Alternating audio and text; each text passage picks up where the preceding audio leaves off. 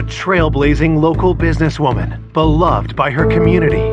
She was effervescent. She just had a glamour about her that was just unique. She took pride in who she was. Savagely murdered in her own home. This person was so enraged that they just kept stabbing and kept stabbing and kept stabbing. She had been hit in the head to the point that it actually had changed shape. We're looking for something that's got an edge on it, but that can snap bones. Detectives uncover a trail of secrets and lies. He couldn't explain things, and he failed the polygraph miserably. What kind of animal is this person? And chase a killer that stays one step ahead of them. They fled to another country. Until a series of stunning revelations leaves an entire town in shock. Everyone was a suspect, and everyone was afraid. Here comes some guy out of the blue telling us that he's the one who committed the murder. You would think there's just a serial killer or somebody crazy running around. I was like, how could we have gotten this wrong?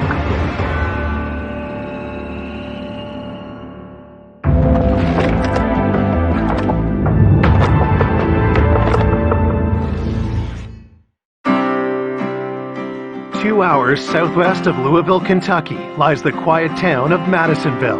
Madisonville, Kentucky is a small community. It's built on coal mines and agriculture. It's a close, tight-knit community. There's not a lot of crime in our area. They call themselves the best town on earth, and for the most part, they truly believe that. On January 13th, 2003, Madisonville police receive a call from an elderly man for a wellness check on his 85-year-old fiancée, Anna Mae Branson. Her fiance, Dr. Bob Benneman, was afraid that she may have fallen or that she had had a stroke of some type. He knocked on the door and couldn't get her to answer, and that's when he became worried. And he called Anna Mae's brother and the local police department. An officer meets Anne's fiancé and brother outside her house. Finding a backup key under a bush, they enter the home to look for her. The patrol officer went in one direction. Dr. Bob Benneman was looking around, and Earl Winstead, her brother, went down to the basement. When he got to the bottom of the basement steps, he said, "I found her." It appeared at first though she could have fallen, but then upon seeing all the injuries to her body, it was obvious that Miss Branson had been murdered. Homicide investigators are called to the scene and are shocked when they arrive. Miss Ann was a friend of my mother's, and it was quite devastating. She was on her stomach. Her legs were extended. She had many, many stab wounds to her back. She had been hit in the head to the point that it actually had changed shape. Looking at the body, detectives start building a theory of what happened. She had defensive wounds on her forearms. Then she was knocked down. That's when the perpetrator really went to work. Her head was facing the small chest type freezer. There was actually two types of blood spatter on the freezer next to her head. One was like a striking motion, and one was a golf type swing, where the spin off from the blood spatter actually landed on that. I can remember thinking that the perpetrator must have used two different weapons. The weapon was not only going through flesh and organs, going through bones, and was coming out on the floor underneath her. It was unlike anything that we'd ever seen or heard of before. Why was this defenseless woman attacked so viciously? Detectives continue their search for evidence. At the time, we didn't see anything stolen. All of her large carat jewelry were on her finger and had not been touched. The amount of damage she sustained suggests that the attacker was emotionally attached to her. You think about someone leaving the area, dripping blood from, their arms, and not to find any blood on the door frames, handrails. It was surmisable that person had taken the time to clean up the crime scene. But other than the evidence on the freezer, and the amount of damage that she had sustained, there was no other real clues. News of Ann's death spreads quickly in the small town. I got the call that Ann had been murdered. And not just murdered, but unbelievably, brutally murdered. It's just something that you see on the news, but it's not real until it happens in your family. I just felt like a ton of bricks had fallen on me. Having someone who was a second mother to me killed in such a horrible way is just overwhelmingly devastating.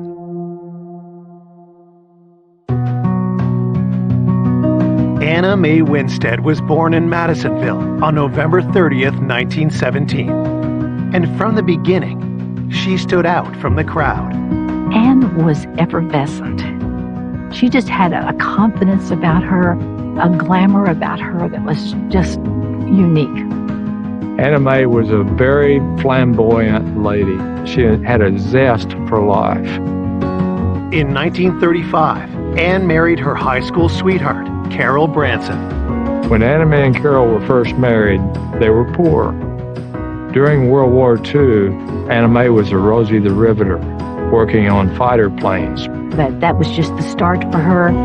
After that, she liked business and she stayed in the business world. In 1950, the hardworking couple used their savings to buy a Dairy Queen franchise. The center of the town was the Dairy Queen, and everyone went there for date night. Miss Ann, as a boss, was a demanding person, but she also made you feel like you were part of the family there. They literally became multimillionaires through this Dairy Queen. When Ann's husband, Carol, died in 1994, Ann was ready to take on a new business challenge. She would get these older houses, and then she would make them fabulous, and then she would rent them. Anna Mae was one of the most successful business people that I've ever known, even in her older age. Ann was generous with her renters, and she was generous with her family. And everyone knew that they could borrow money from Ann, but they would have to pay it back. Anna Mae was so much of a businesswoman that she kept a ledger with information about people that owed her money. In her later years, family and business weren't the only things in Ann's life. Several months before her death, Ann had met retired eye surgeon Dr. Bob Fenneman. Dr. Bob lived in Evansville, Indiana, about 50 miles from Madisonville. When she and Dr. Bob first started dating, she said, "Well, I've got a boyfriend." The very last thing that Anna Mae acted like was an old lady. When I found out that she was murdered, that just totally shocked me. At the crime scene, detectives examined the rest of the house for clues. There were no signs of forced entry into her residence. Nothing was ransacked, like somebody was searching for something. We didn't have any idea who had committed such a violent act on an 85-year-old woman. What kind of animal is this person? While forensics continue their work, detectives speak to the two men who alerted police, her fiancé Bob and her brother Earl.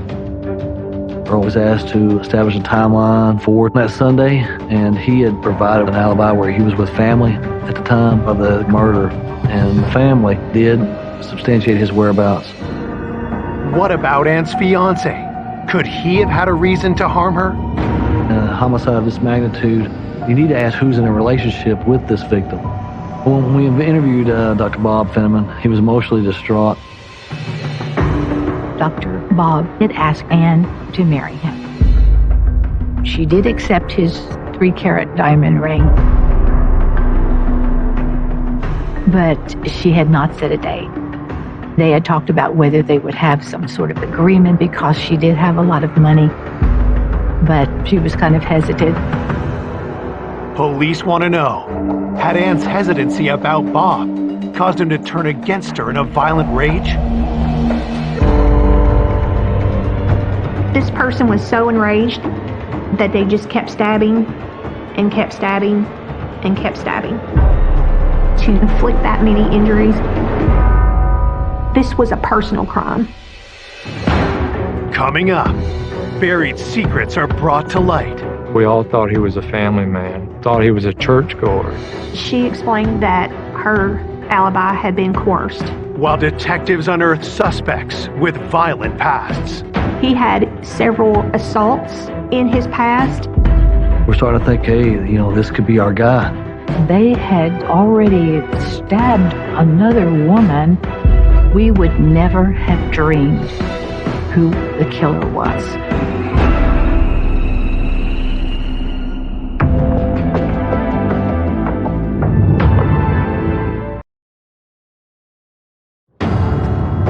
Detectives are investigating the horrific murder of elderly millionaire Ann Branson. Forensics suggests it was a crime of passion. Dr. Bob, even with his age, we did feel could be a viable suspect. Dr. Bob was from Evansville, and he drove all the time to Madisonville to court Ann. But she had not yet decided whether she was going to get married. Had Ann's reluctance turned Bob against her? Dr. Bob Fenneman was asked to establish a timeline and provide us with an alibi. The day before Miss Branson was murdered, she had gone to Evansville, Indiana, to meet up with Dr. Fenneman to go to a dance. And after the dance, Miss Branson returned to Madisonville. Sunday, he said he attempted to call her and she didn't answer the phone. It was shortly before 10 o'clock that evening, and Dr. Fenneman said that he presumed that she had gone out or that she had gone to bed early. So the next day, he said he became worried, and he said that's when they discovered the body at the bottom of the staircase. Detectives learned from speaking to her family that Ann had been to an evening church service on Sunday. Miss Branson's estimated time of death was on that Sunday evening after she returned home from church. Dr. Bob said that he was at home in Evansville, Indiana. Taking no chances, investigators search his phone records. Phone calls placed Dr. Bob in Evansville, Indiana, so he would not have been in the area during the time frame of the murder. He did not have the opportunity to murder her.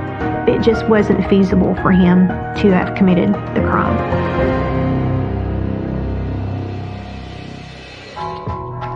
After clearing Bob as a suspect, they ask if he can think of anyone who would harm his fiancée.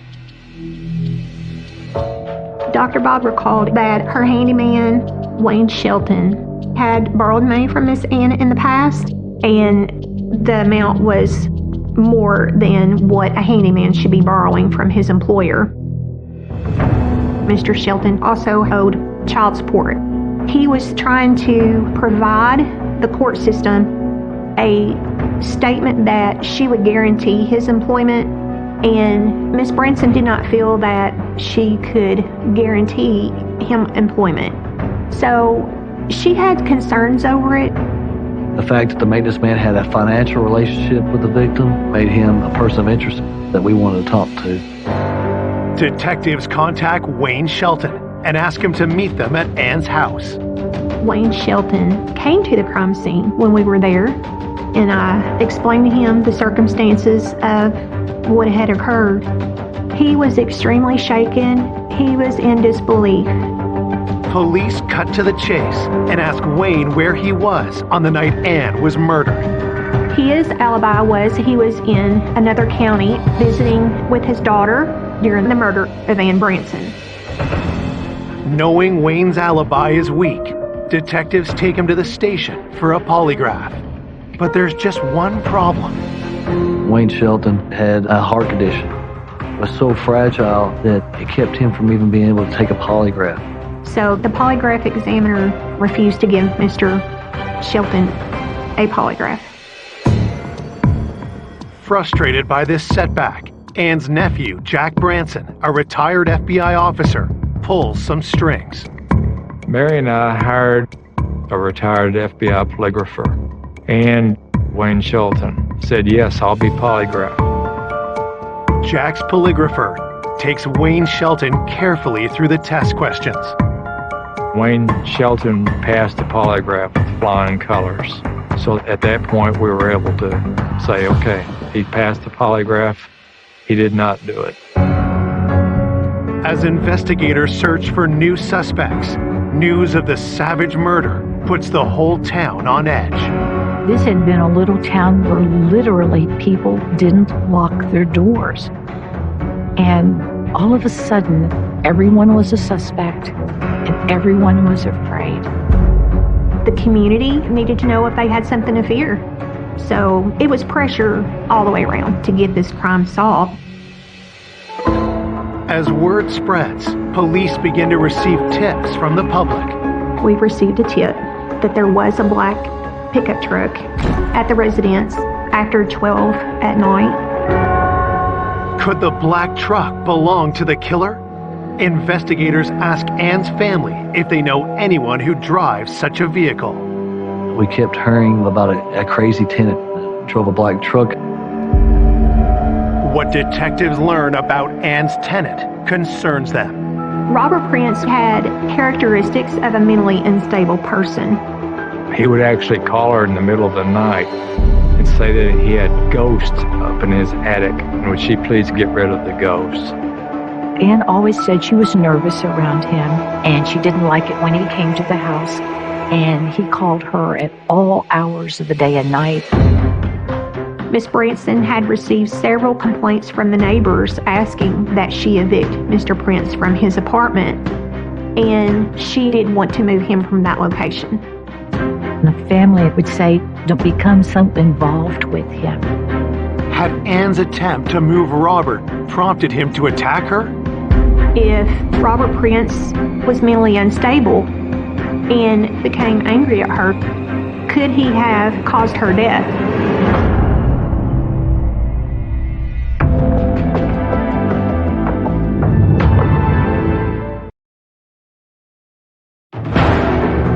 Detectives investigating the slaughter of Ann Branson have discovered she had been involved in a dispute with a volatile tenant. Robert Prince would call Mrs. Branson at all hours, saying crazy things to her, wanting her to come over. They had warned her not to go over there by herself.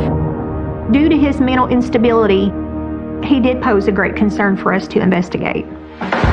Searching their database, detectives find alarming information about their new suspect. Robert Prince was found to have had a violent criminal history. He had several assaults in his past, and he could express a lot of anger towards someone else. Police obtain a warrant to search his home. What we were looking for is the murder weapon. I'm looking for something that's got an edge on it, but that can snap bones and go completely through the victim's body. And I'm looking for any clothes. There's no way that the perpetrator did this without getting some of the blood on himself. But we weren't able to locate any of the items that would be of interest to us in this case. Despite the lack of physical evidence, detectives bring Robert Prince into the station for questioning. When he was taken from his residence and interrogated, he did not want to answer any questions to do with his prior criminal history. And upon initial confrontation with Robert Prince, he was extremely agitated. As he starts talking, we're picking up on his violent tendencies. We're starting to think, hey, this could be our guy. Detectives note that Robert's right arm is injured. Even though he's a man that could inflict this kind of punishment, he can't bend his right arm. And we asked him, so you right-handed or left-handed? He said, I'm right-handed. Detectives wonder, could Robert have hurt his arm attacking Ann? He said he was in another state at the estimated time of death for Miss Branson. Robert Prince gave the alibi that he was with some family in Tennessee and that he had stopped in a convenience store and got some gas and got a soda or something. With nothing concrete linking Robert to the homicide, police have to let him go, and detectives get to work checking his alibi. We contact that convenience store, pull surveillance video, and Lo and behold, there's Robert Prince on camera. And in addition to that, prior to Miss Branson's murder, Robert Prince had surgery to his elbow area and his arm, and according to his doctor, if he had inflicted those injuries upon Miss Branson, then all of his staples and his stitches in his arm would no longer be intact. So the alibi and surgical area just ruled him out as a suspect. Back at square one, detectives are relying on the autopsy to break open new leads. The autopsy revealed that Mrs. Branson was stabbed about 97 times throughout her body. Her skull was pulverized. She was beaten so badly that a lot of the stab wounds were actually inflicted after she had passed away. The evidence technician said that we're not talking about just a regular old steak knife. It's something that's very heavy because the blade is going through her bones, through her organs, and was coming out on the other side. While the autopsy fails to identify an actual murder weapon, it gives a clear estimate of Ann's time of death. There was a pot on the stove, which she had baked her supper. She had eaten. We were able to analyze the food in her stomach. And based on the absorption rate principle, the time of death for her was approximately 30 minutes after she got home from church. It was determined that her time of death was between 7 and 7:30 p.m. As police continue their search for the killer, Ann's family struggles with her death. Mary and I walked over to Earl's house to see how he was dealing with the grief. And his son, Russell, took us in to see Earl. The whole family was in shock, and everyone was just questioning who could have possibly done this. Earl and Russell, they were both saying, we'll be glad when we found out who did this. And we understood that was exactly how we were feeling. As the family grieves, Madisonville residents question whether their town really is the best town on earth. When the town found out that Miss Branson had been murdered, it scared a lot of people because you would think there's just a serial killer or somebody crazy running around to have done that. This is Madisonville, Kentucky, coined best town on earth. You cannot have an unsolved murder of one of its most prominent members. It can't happen. As detectives contemplate their next move, an unexpected tip sends the case in a new direction. We're day 4 or 5 into this investigation, but we have nothing strong yet. And then we get a phone call. That was the pivotal turning point. The caller is a local mine worker named Jeff Hibbs. Jeff Hibbs has some information about one of Anna Mae's nephews, Russell Winstead. That phone call basically shocked and rocked our investigation.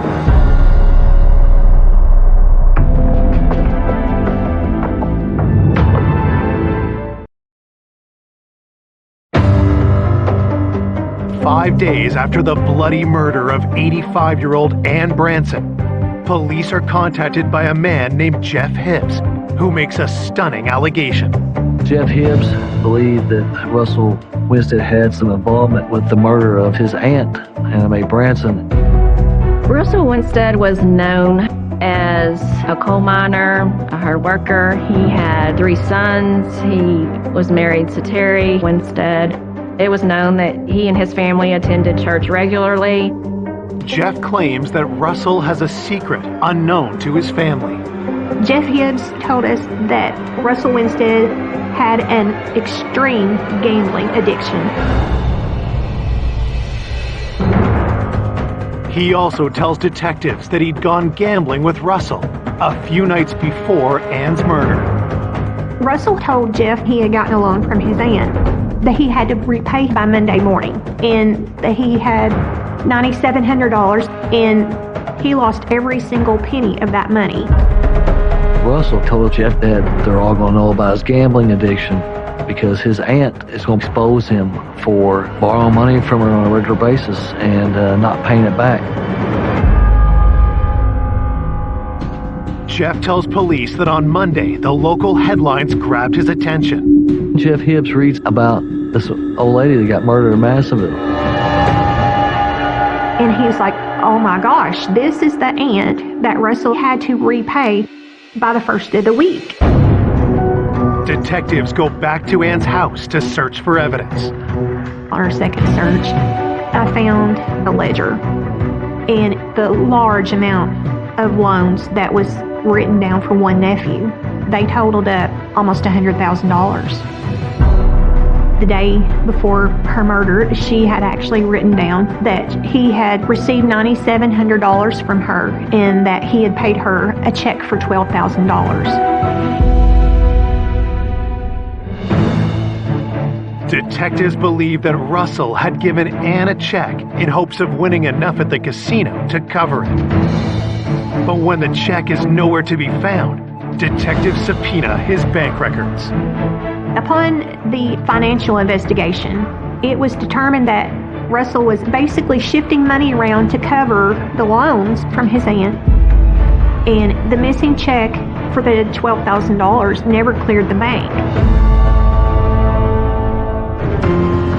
10 days after the homicide, detectives interview Russell Winstead. Even when we told him that Miss Branson had put it in her ledger, Russell still denied any knowledge of that check. He denied having any involvement in this whatsoever. At the time of death, Russell explained that he had gone to church and that upon leaving church, he had dropped his children off at his ex-wife's house and then that he was at home in the basement. Russell said he got home about 7:25 p.m.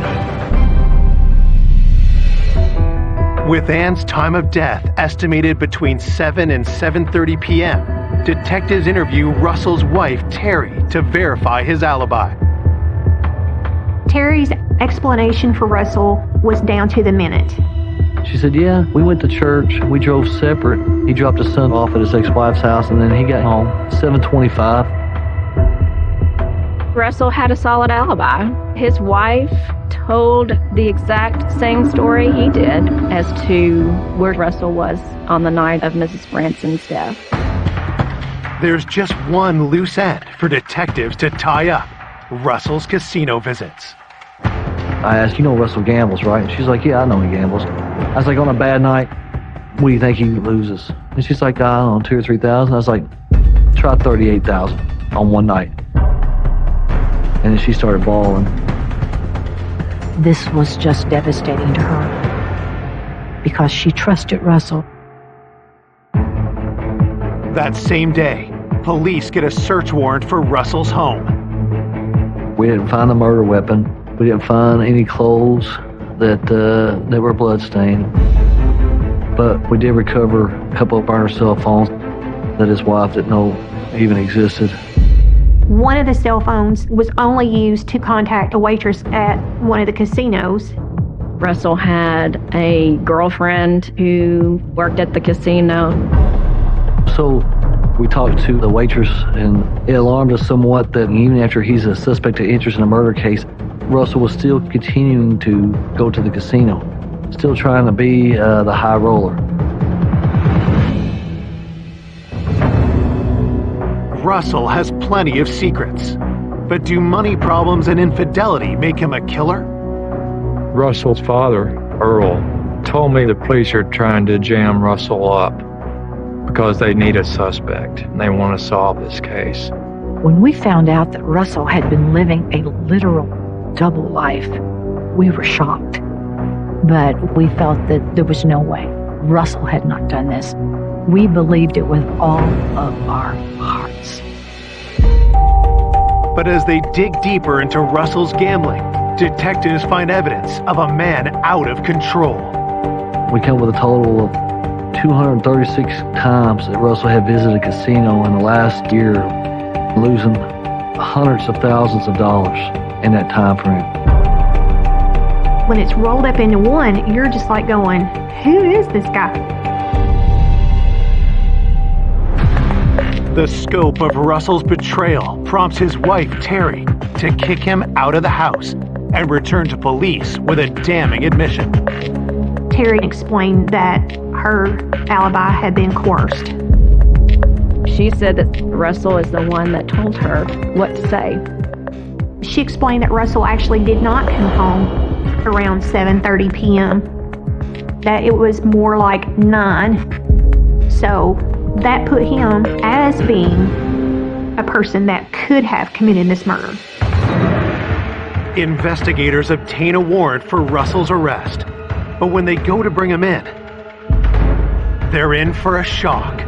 Russell Winstead had fled the country.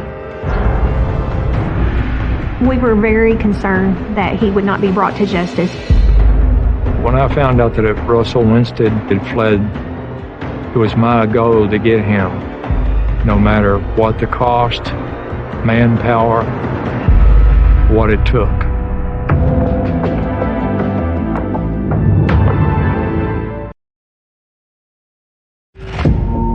The prime suspect in the murder of Ann Branson is her nephew, Russell Winstead. But before investigators can make an arrest, Russell goes on the run. For Russell to have fled the country, it was shocking to all of us. An innocent man doesn't flee like that. This is the last straw, and he has to come back. I have never been a person that takes waiting very well, and our son came up with the idea of putting this case on America's Most Wanted. If you've seen Russell Winstead, please call our hotline tonight at 1-800-CRIME-TV. They aired the show February of 05, and then in May of 05, Russell was spotted at a casino in Costa Rica. He was living under a pseudonym. He was still bouncing from female to female, and he was living the lifestyle that he attempted to live here. We knew where he was. We wanted justice. There's just one problem. With Russell facing a potential death sentence at home, Costa Rican authorities refuse to hand him over. Costa Rica will not extradite anyone to the United States where the death sentence is a possibility. And also, they have gambling. So Russell had done his homework big time. While investigators strategize how to get Russell back to Kentucky, they make a troubling discovery. We found out that Russell's father, Earl, had been providing Russell with monies for his lifestyle in Costa Rica. We had a guy come forward that said that Earl was actually paying him to wire money via Western Union to Russell in Costa Rica. We believed Earl was actually aiding and abetting Russell's flight. With Earl sending his son proceeds from the estate of the person he murdered, it basically rubbed salt in the wound. It turned your stomach. Investigators set up a sting to catch Earl red-handed. So we wired this guy up as a confidential informant, and he met Earl, wired the money, and we got Earl doing that 2 or 3 times. It was verified that Earl was sending money to Russell in Costa Rica. While investigators find no evidence that Earl was involved in his sister Ann's murder, they arrest him for helping his son evade justice. It really struck all of us by surprise. The thought that Russell Winstead's father, Earl Winstead, was sending money down to live on in Costa Rica just sat like a burr under a saddle with me. I remember Earl being led out in handcuffs because he was arrested for helping a fugitive. But what really hurt us deeply was the fact that we knew it was Ann's money that was paying for her murderer.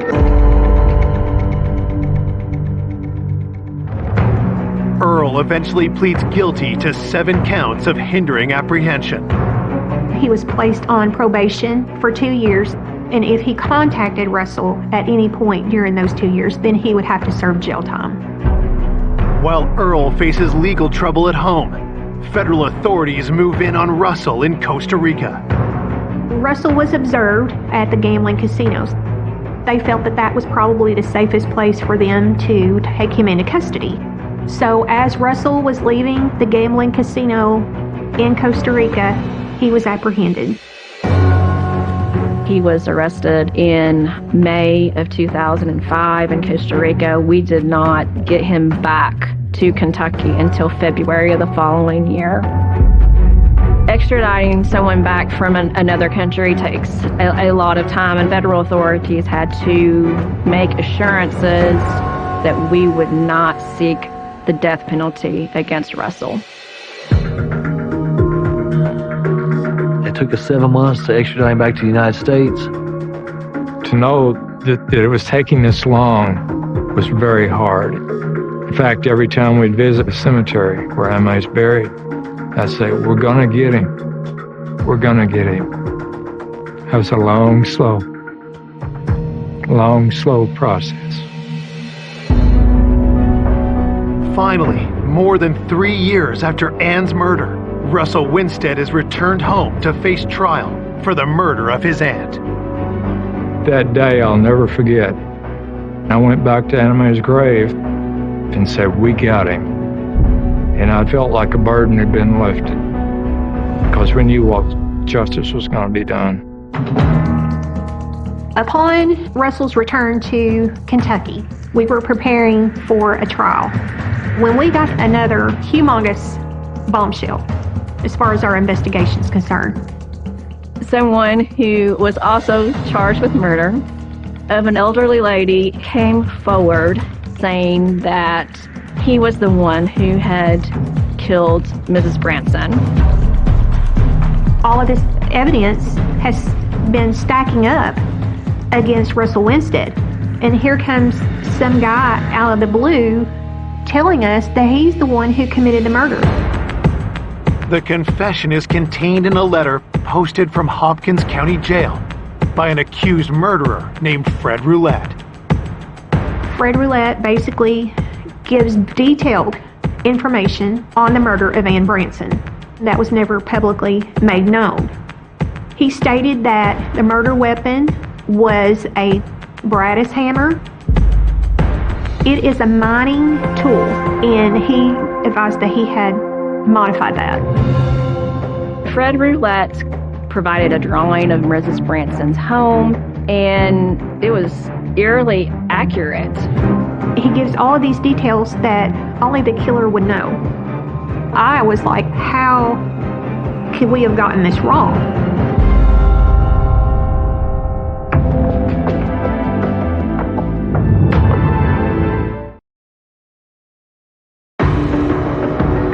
Police have arrested Russell Winstead for the brutal murder of his aunt, Ann Branson. But now accused murderer Fred Roulette has confessed to the crime, leaving investigators reeling. Fred Roulette was also charged with murdering an elderly lady. So you think, oh my gosh, did we get it wrong? It was completely devastating. So we were determined we were going to find out the circumstances of his confession. Investigators throw all their resources into checking the validity of Fred's confession.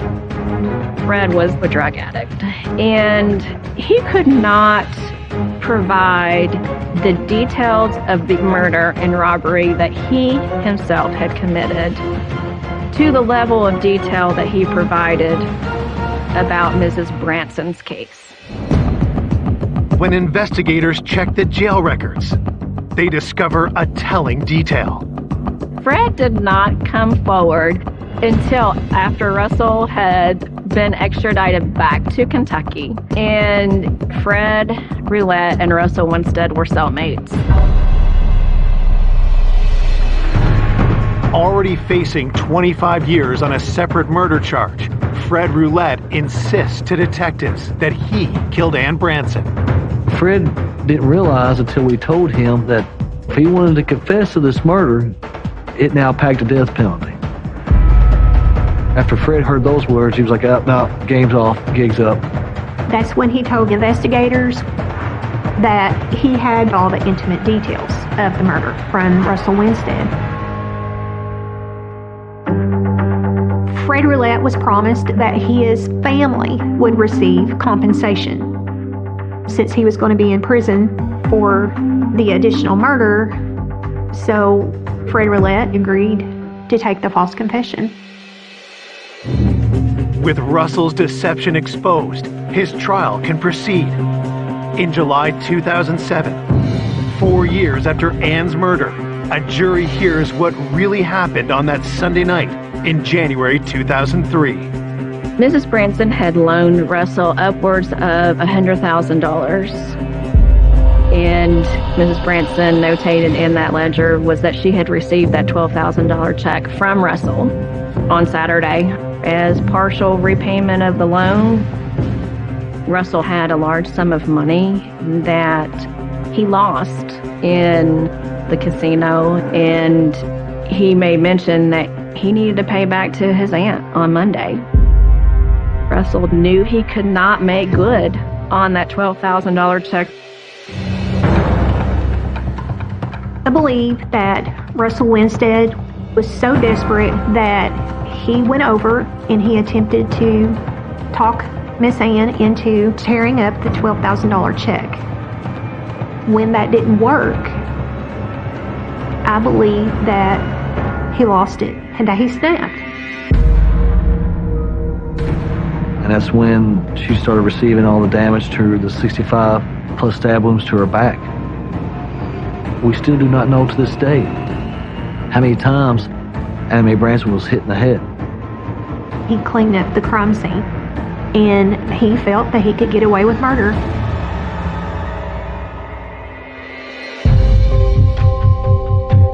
Russell Winstead is convicted of murder and first-degree robbery.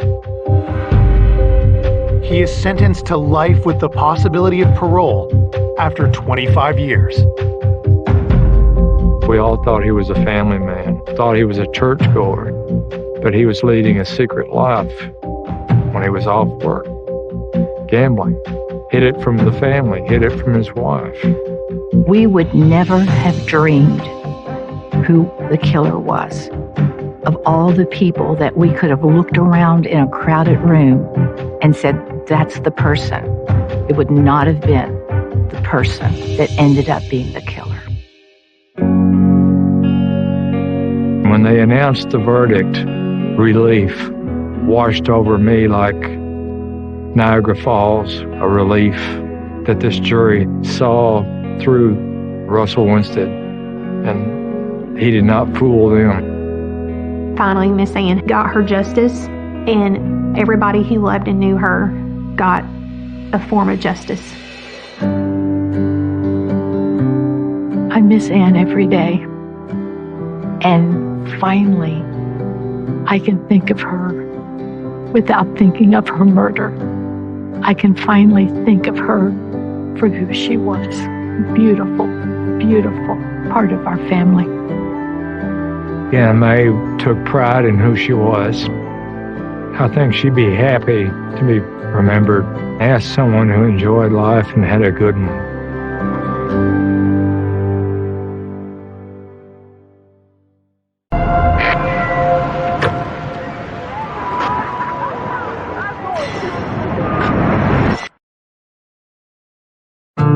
A woman enjoying retirement after a lifetime of hard work. My mother did very well for herself. She was a very strong-willed woman.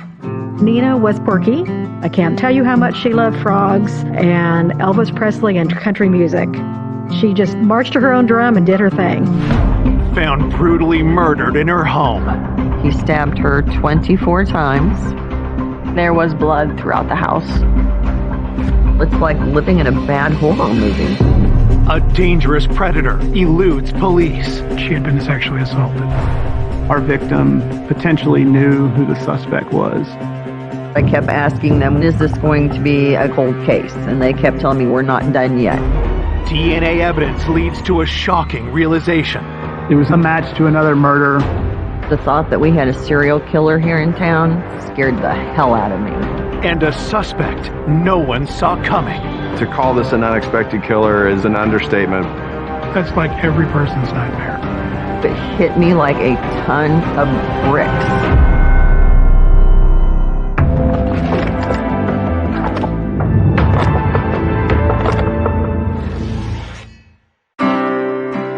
Kansas City is a large metropolitan area on the border between Kansas and Missouri. Kansas City can be a very fun place to be. We love our sports in this city. It's a very friendly place to live. Nothing seems out of the ordinary on October 29th, 2010, until Kansas City police receive a 911 call about a woman found unresponsive in her home. A woman called police and said she discovered her mother at the bottom of the basement stairs, and she checked her for vital signs and found she was dead.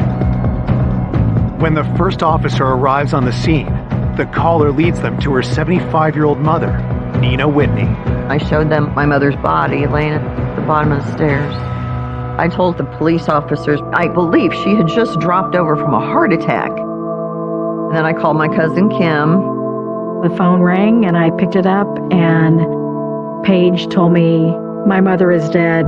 Paige said she thought maybe Aunt Nina fell down the stairs going to the garage.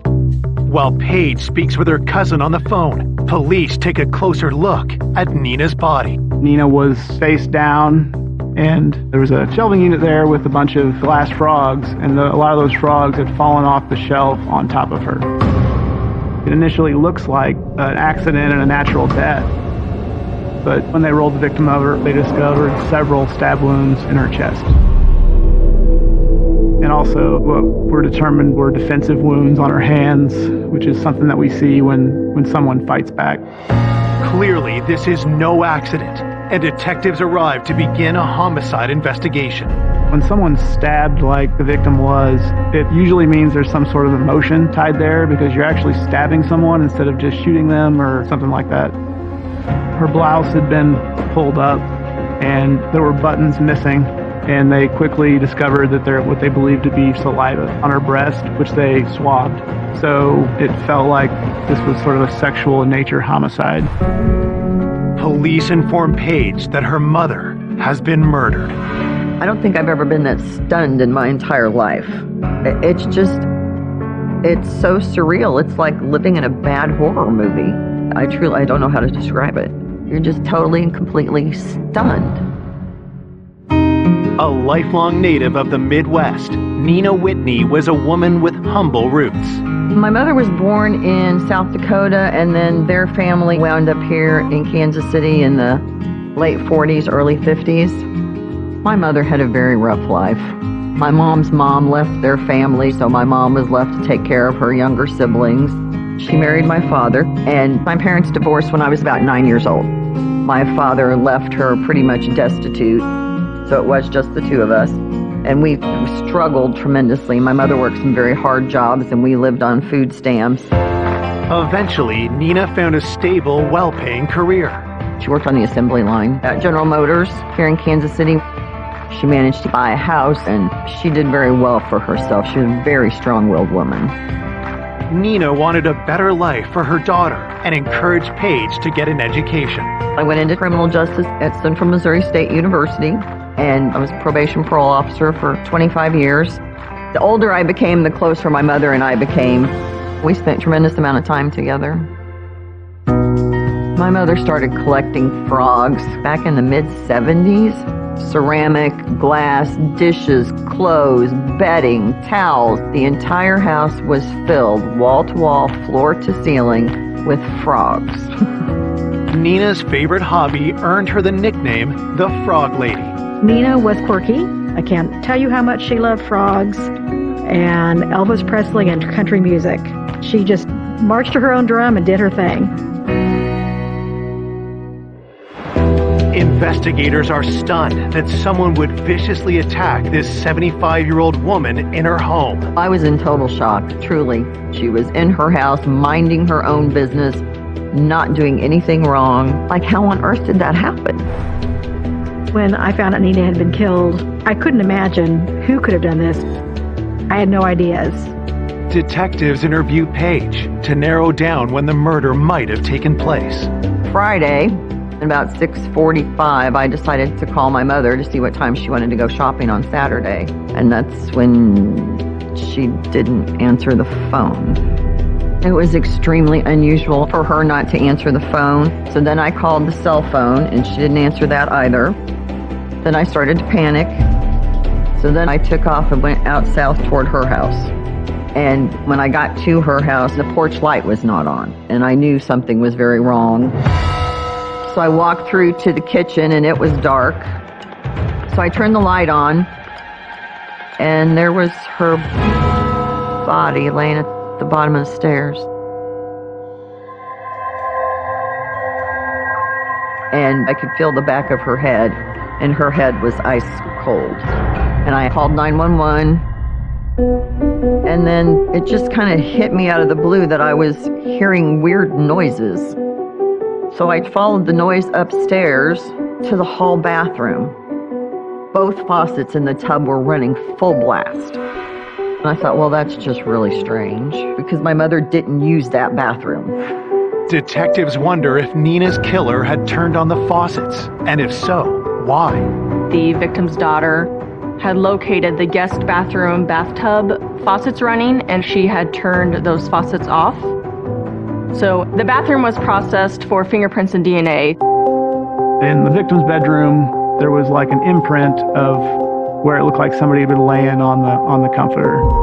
And near the bed, we could see buttons that appeared to be similar to the victim's blouse, as well as a hair roller that was similar to the hair rollers in the victim's hair. So that led us to believe that the victim was assaulted, and maybe her blouse may have been torn open at that location. As every corner of the house is searched for evidence, investigators make a crucial discovery. We opened up the knife drawer in the kitchen and located a paring knife where the blade was bent and there was blood at the base of the blade near the handle. That could mean that somebody had tried to wipe it clean. Forensics bagged the knife for further analysis and processed the house with luminol, which can indicate the presence of blood. The luminol tells us that somebody was moving around in that house with some amount of blood on them. We got that blue glow in the victim's bedroom, bathroom, hallway, living room, and the kitchen. The front door was unlocked, and we didn't find any sign of forced entry, which was a big clue for us that our victim potentially knew who the suspect was. There's no reason for anyone to hurt her. And my mother was not a very social person at all. She had no family other than me here in town that would be in and out of the house. Page points to one detail detectives could not have determined from their search. There was a shelf by the front door where her cell phone always was, so she could take it when she went out the front door, and it was missing. Had the killer snatched Nina's cell phone? Police request a trace on it, while officers go door to door looking for witnesses. One of my other detectives found a party down the street that had seen a white male in the neighborhood earlier that day. He was in his 50s, walking with a limp. The witness saw him go to a black Jeep. He saw that car was parked kind of behind the house, about a block away. And so he sees this guy walking and kind of looking around. And so he just kind of mentally noted it. He kind of looked like he was probably up to no good. Could the suspicious man be Nina Whitney's killer? As they start to track him down, detectives catch a break. We found that Nina's phone was still on and still being used in South Kansas City. We were able to do surveillance and observe the person using our victim's cell phone. Coming up, a break in the case reveals a potential serial killer. We had another homicide. There were zip ties that have been used for bindings. He's terrorized an entire community. And a grieving daughter takes matters into her own hands. I did feel a need to help them investigate my mother's homicide. If she didn't get the answers, then she kept asking. In my gut, I just knew that was him.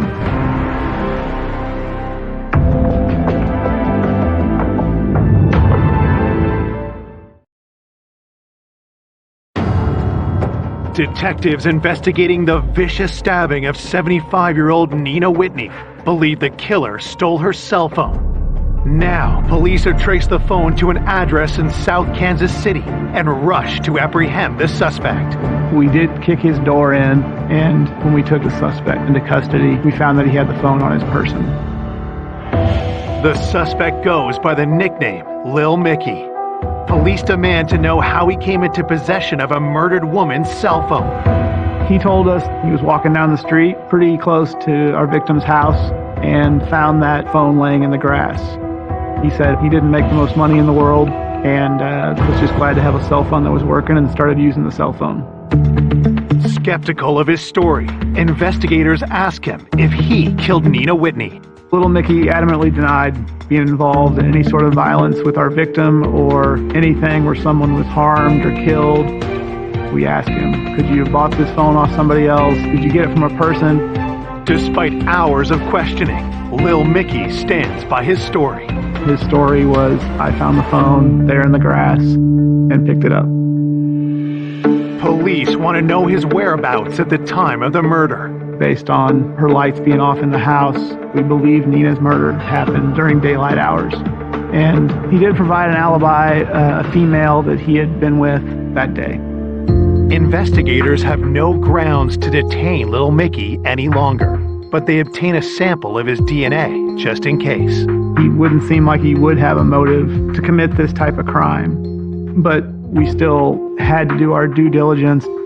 The next day, police tracked down the woman he used as his alibi. So we talked to her. The information she was able to provide, it matched up with what he had been saying.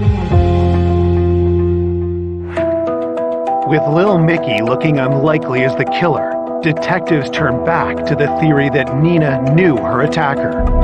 It was obvious that she had let someone in the house because there was absolutely no forced entry.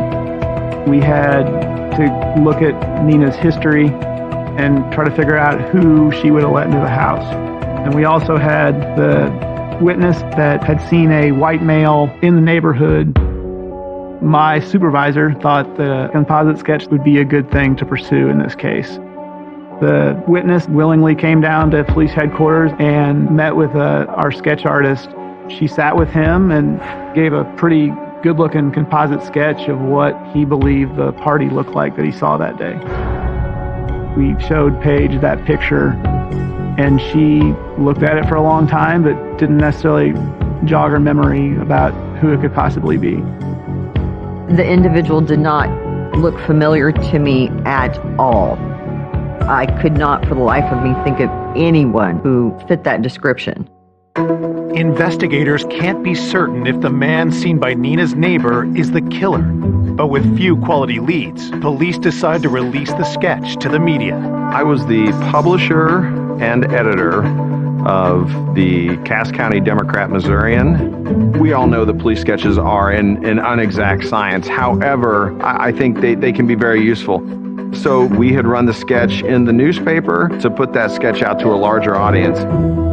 As the sketch goes public, detectives work with Paige to come up with a list of people that Nina would have had a reason to let into her home. She'd had quite a bit of work done on the house in the last year or so there had been lots of people in and out working on the house. Maybe someone that is a predator did work inside her house and decided that she would be a good victim. Paige went back into Nina's home and went through all of her records to show us dates and times when she had stuff done at her house. The detectives got all that information from me and questioned everyone who had been in and out of that house. My squad started working to collect DNA from anyone that we thought had contact with Nina, and I think we collected about 40 to 50 samples. Honestly, most people were willing to provide their DNA to us when we explained that this was an elderly woman that was brutally murdered. If there was someone that maybe we thought was fishy or involved or could potentially be the suspect, DNA is good to rule people out in cases like this. The forensics lab will compare the scores of samples to the DNA recovered from Nina's body. It'd be nice as a detective to get DNA results like they do on TV, 5 seconds later, but it was about a month after the homicide when we got our results back. My boss called me and she said that we had a DNA hit. So I thought that, well, if there's a DNA hit, then we'll be able to find a suspect. But that wasn't the case because it was unknown DNA. The DNA does not match the dozens of samples collected by homicide investigators. Everything from the mailman to Little Mickey to contractors that had been inside her house. It rules them out, absolutely. But the DNA profile that was found was a match to another murder almost 2 years to the day in Harrisonville, Missouri. So we knew at that point that this was not the first time that this suspect did this. And that wasn't something I expected. It was a big deal. What concerned us was that we did have a serial killer type situation.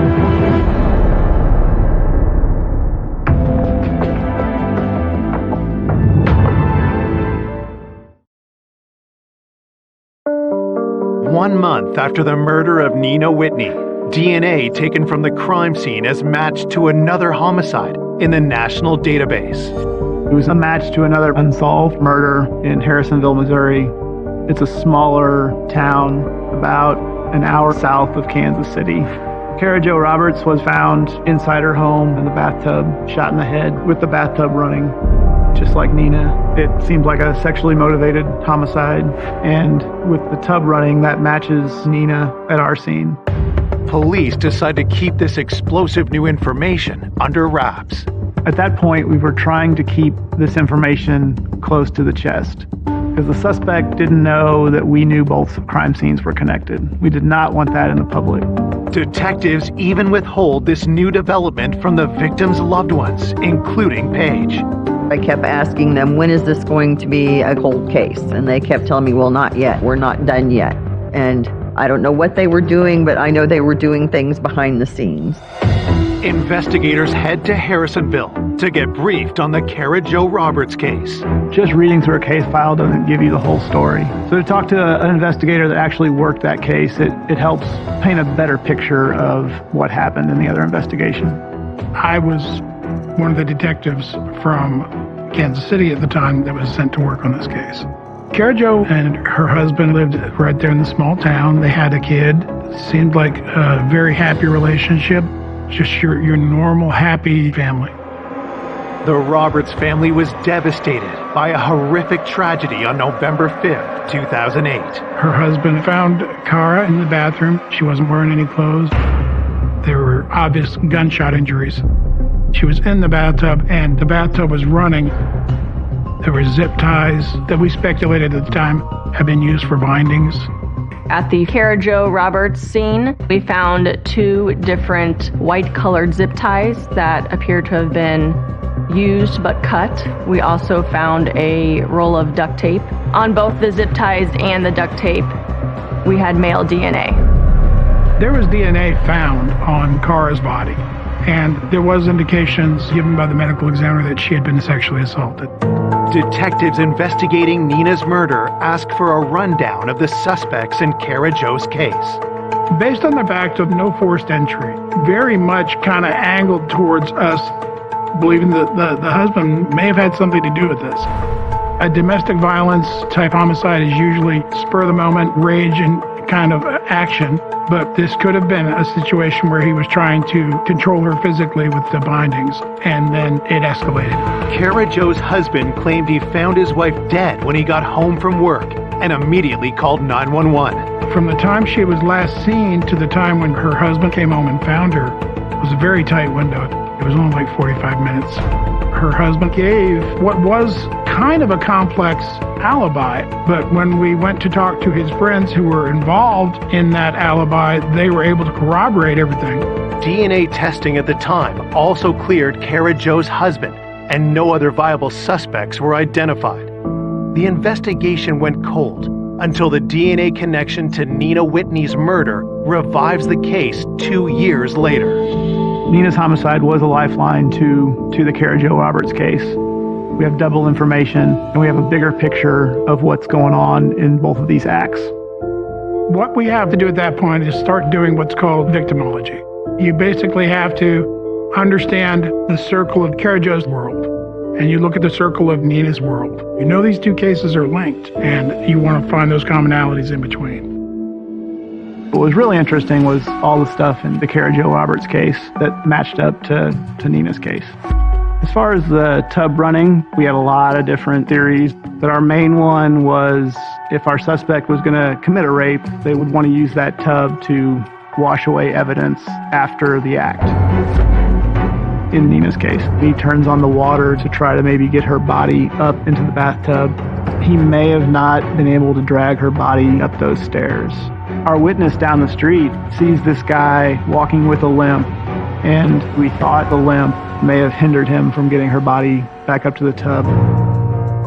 So just like our case, the Kara Jo Roberts case had someone down the street that saw someone in the neighborhood. The witness had seen a Jeep, had seen a male going to the Jeep, and that male may have been limping. And it looked like they were up to no good. Despite the telling parallels, police can't find anyone connected to both Nina and Kara Jo. That was not the answer that we wanted as detectives, because that meant that it was somebody totally random. A random person coming in and taking their life. That's like every person's nightmare. In a case like this, where you know there's a suspect out there that could do this again, it makes it even more urgent to try to catch the person. So you're grasping at straws, looking for any leads, any information, any help you can get to try to solve a case like this. You can only work with what information you've got coming in. There wasn't any new information coming in at that point.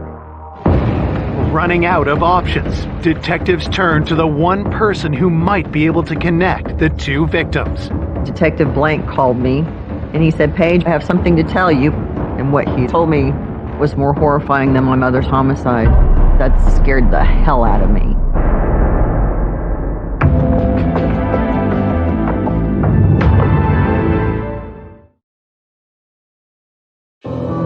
Detectives investigating the stabbing death of Nina Whitney have informed her daughter Paige about a stunning development. Detective Blank told me that there was a DNA match from the saliva they found on my mother's shirt to DNA that they found on Kara Roberts in Harrisonville. Kara had been raped, put in the bathtub, and then shot in the back of the head. The thought that we had a serial killer here in town is enough to cause panic for every female in this city. We provided information from both crime scenes to Paige. And that's not something we would normally tell our victim's daughter. But in this case, Paige was a probation and parole officer. She is savvy in law enforcement, so we thought we could trust her with that information. We wanted to see if anything in her memory would be jogged to try to figure out if there's any common people, common locations that both victims would have known or gone to. At the time, I thought it had to be someone who targeted my mother specifically. But when they showed me the evidence in Kara's case, there's just a million things to think about when you're trying to come up with a profile for someone like that. There wasn't much there that seemed to be connected between the two victims. There wasn't an aha moment in that meeting at all. It's been 5 months since the murder of Nina Whitney, and investigators are desperate for a break. They turn back to the composite sketch of the man with the limp seen close to Nina's house. I wasn't necessarily a believer in the composite sketch thing. People make their own determination on whether they think the information they have is valuable to a case. They see that sketch and they decide, well, this guy's got glasses and the guy I know doesn't have glasses. And so the danger in that is that that person may have information, but that person may be turned off by the sketch. We had run the sketch in the newspaper, but really that sketch hadn't brought in a lot of leads. Despite their reservations, police hope that more people will see the sketch on billboards around the city, and someone will identify the suspect. They were able to put that picture along 71 Highway, along with our tips hotline. The number of tips that we received on this case based on that sketch were not as numerous as you would think. All of them have to be followed up on, because there could be something there that you're going to miss if you don't take those tips seriously. Weeks pass as investigators chase down leads that go nowhere. The lack of progress takes a heavy toll on Nina's family. I was really angry that she died in her own home in that terror and that panic, helpless and alone and fighting for her life. 24 hours a day, 7 days a week, I think about my mother's last few minutes of life. I know the neighbor was home next door and nobody heard my mother screaming. I wake up to the sound of her screaming 2, 3 o'clock every morning. It doesn't go away. It does not go away. There's nothing worse than having to tell a family member, I'm sorry, there's no new information coming in, because they're frustrated. They're of the mindset that, why aren't you out there doing something? At her wit's end, Paige summons the strength she learned from Nina growing up and takes it upon herself to search for the killer. The investigation was not moving fast enough to make me happy, so I did feel a need to help them investigate my mother's homicide. I drove around the city and went to every antique shop, every flea market, every thrift store I could think of where she liked to shop. She was looking for that white male walking with a limp and that black Jeep. And Paige was seeing black Jeeps like that everywhere. I would take pictures of all the cars that looked like black Jeeps and all the license plates on those vehicles and forwarded all of those to the detectives. Paige made it her job to be involved, and if she didn't get the answers, then she kept asking. I can't even explain to you how badly I needed to know who murdered my mother. Despite Paige's efforts, 6 months after her mother's death, the investigation starts to go cold. Those kind of unsolved cases in Kansas City leave an entire metro area on edge. As the days turn into weeks and weeks turn into months, how do you keep that case alive within the pages of your newspaper? Most of our weekly papers did not include an update because there was nothing to update in the case. I kept thinking, this is going to be a cold case. I'm never going to figure it out. I'm never going to figure it out. You always hope for them to get information to catch a suspect quickly, but I just couldn't fathom who would have done it. I had no suspects in mind. I drove around and took pictures of the billboards because I wanted to make sure I got pictures of them before they had taken them down. But the sketch concerned me because I don't know if that description was accurate. I thought there's just so many questions that I will never have answers to. Suddenly, 1 month later, Paige has a realization. May 26, 2011, I was driving down 71 highway in rush hour traffic, and I just happened to glance up and look at the lower half of the billboard, and I swear to you, it hit me like a ton of bricks. Like lightning had come out of the sky and hit me in the head. It literally all fell into place as I'm driving down the highway.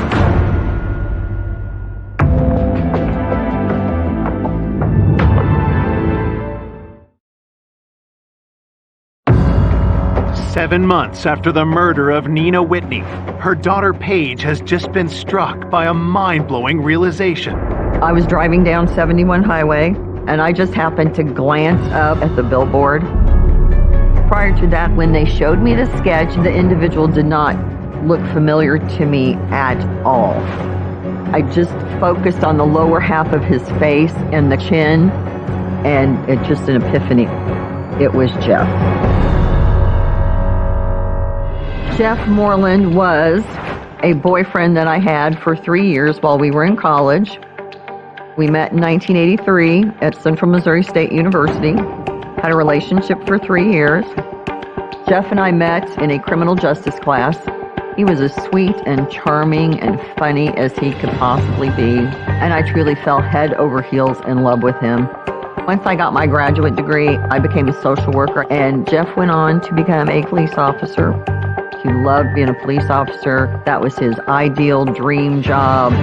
Paige and Jeff broke up after 3 years of dating, much to her mother's dismay.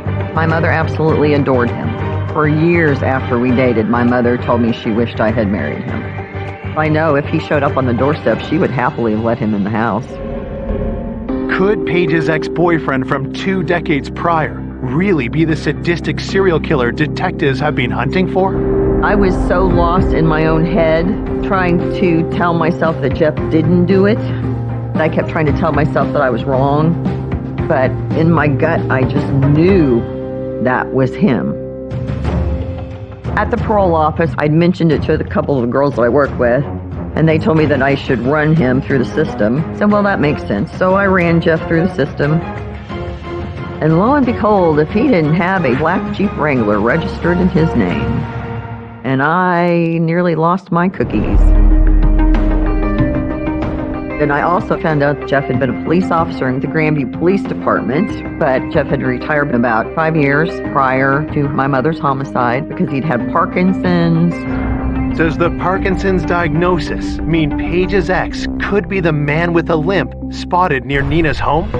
Paige brings her findings to detectives. I told him that Jeff had been a police officer in Grandview and gave him all the information that I had. Officers look up Jeff Moreland's home address and discover he lives in the same small town as the first murder victim, Kara Jo Roberts. He lived in Harrisonville, Missouri. So that was the first person during our investigation that matched all of those factors. Detective Blank said, yep, it could be him. Detectives know they have to take extra care when investigating an ex-cop. Harrisonville is a very small community, and Detective Blank told me that Jeff knew every law enforcement officer in the county, and that he would find out that he was under investigation. Investigators decide a direct approach is the best option. We did not believe that we had probable cause at that point to get a search warrant to get his DNA. So we went down and knocked on his front door. I did tell him, your name's come up in a homicide and we need to get a DNA sample from you. If someone were to tell me that, I'd be like, what homicide are you talking about? That was not Mr. Moreland's reaction. He said, well, I've got to go take my cat to the vet. And he went back inside his house. My gut was telling me that we had our guy, but you need to be sure that this is your guy before you go with your gut. Police again asked Jeff to provide a voluntary DNA sample. I ended up calling him and telling him again that, hey, we need your DNA to compare to this homicide, and then we'll be done. Jeff again claims that he's too busy to provide a sample. A week later, investigators receive an unexpected phone call from the police department Jeff retired from, located just outside Kansas City. So the sergeant with Grandview Police Department calls us and says that he's been in contact with Jeff Moreland and he provided him a DNA sample. We rushed down there and we made contact with the sergeant. On his desk, he had a pill bottle. The sergeant provides a strange account of how he obtained Jeff's DNA. Jeff told him that, I want you to meet me at this gas station along 71 Highway. And Jeff shows up in his black Jeep. And Jeff tells him that Kansas City has come and accused him of being involved in a murder. As he's explaining the story, he takes swabs and puts them in his mouth. And then Jeff hands him this bottle along with my card and says, here, give this to the detectives. We tell the sergeant, that sample's not going to work. You can't just provide your own sample. And the sergeant sort of indicated, well, we'll just get rid of it in the trash then. We told him, no, we'll take that bottle off his hands and take that from him. The evidentiary value of this stuff is just worthless. But obviously, we recover it and we examine it. That DNA was tested, and it did not match our homicide. The fact that that DNA came back as not a match just didn't surprise me at all. Had he followed the protocol, that would have exonerated him. And he very easily could have done that, but he chose not to. We more and more really thought that we might have had our suspect based on his actions at that point. We all know about serial killers. I was worried that the suspect was going to do this act again. A few days later, detectives get the call they've been dreading. I received a phone call. There was a rape that occurred in Harrisonville. But the victim was able to get away, and then she was able to contact police. The victim took the officers to where this event occurred the day before. It was Jeff Moreland's residence. So my first question is, where's Moreland at now? When police go to arrest Jeff, he's nowhere to be found. Detective Blank told me Jeff may have raped a third victim, and he is now on the run. I didn't know if he would be after me. I didn't know if maybe he had figured out that it was me who initially contacted the police. That was a nightmare.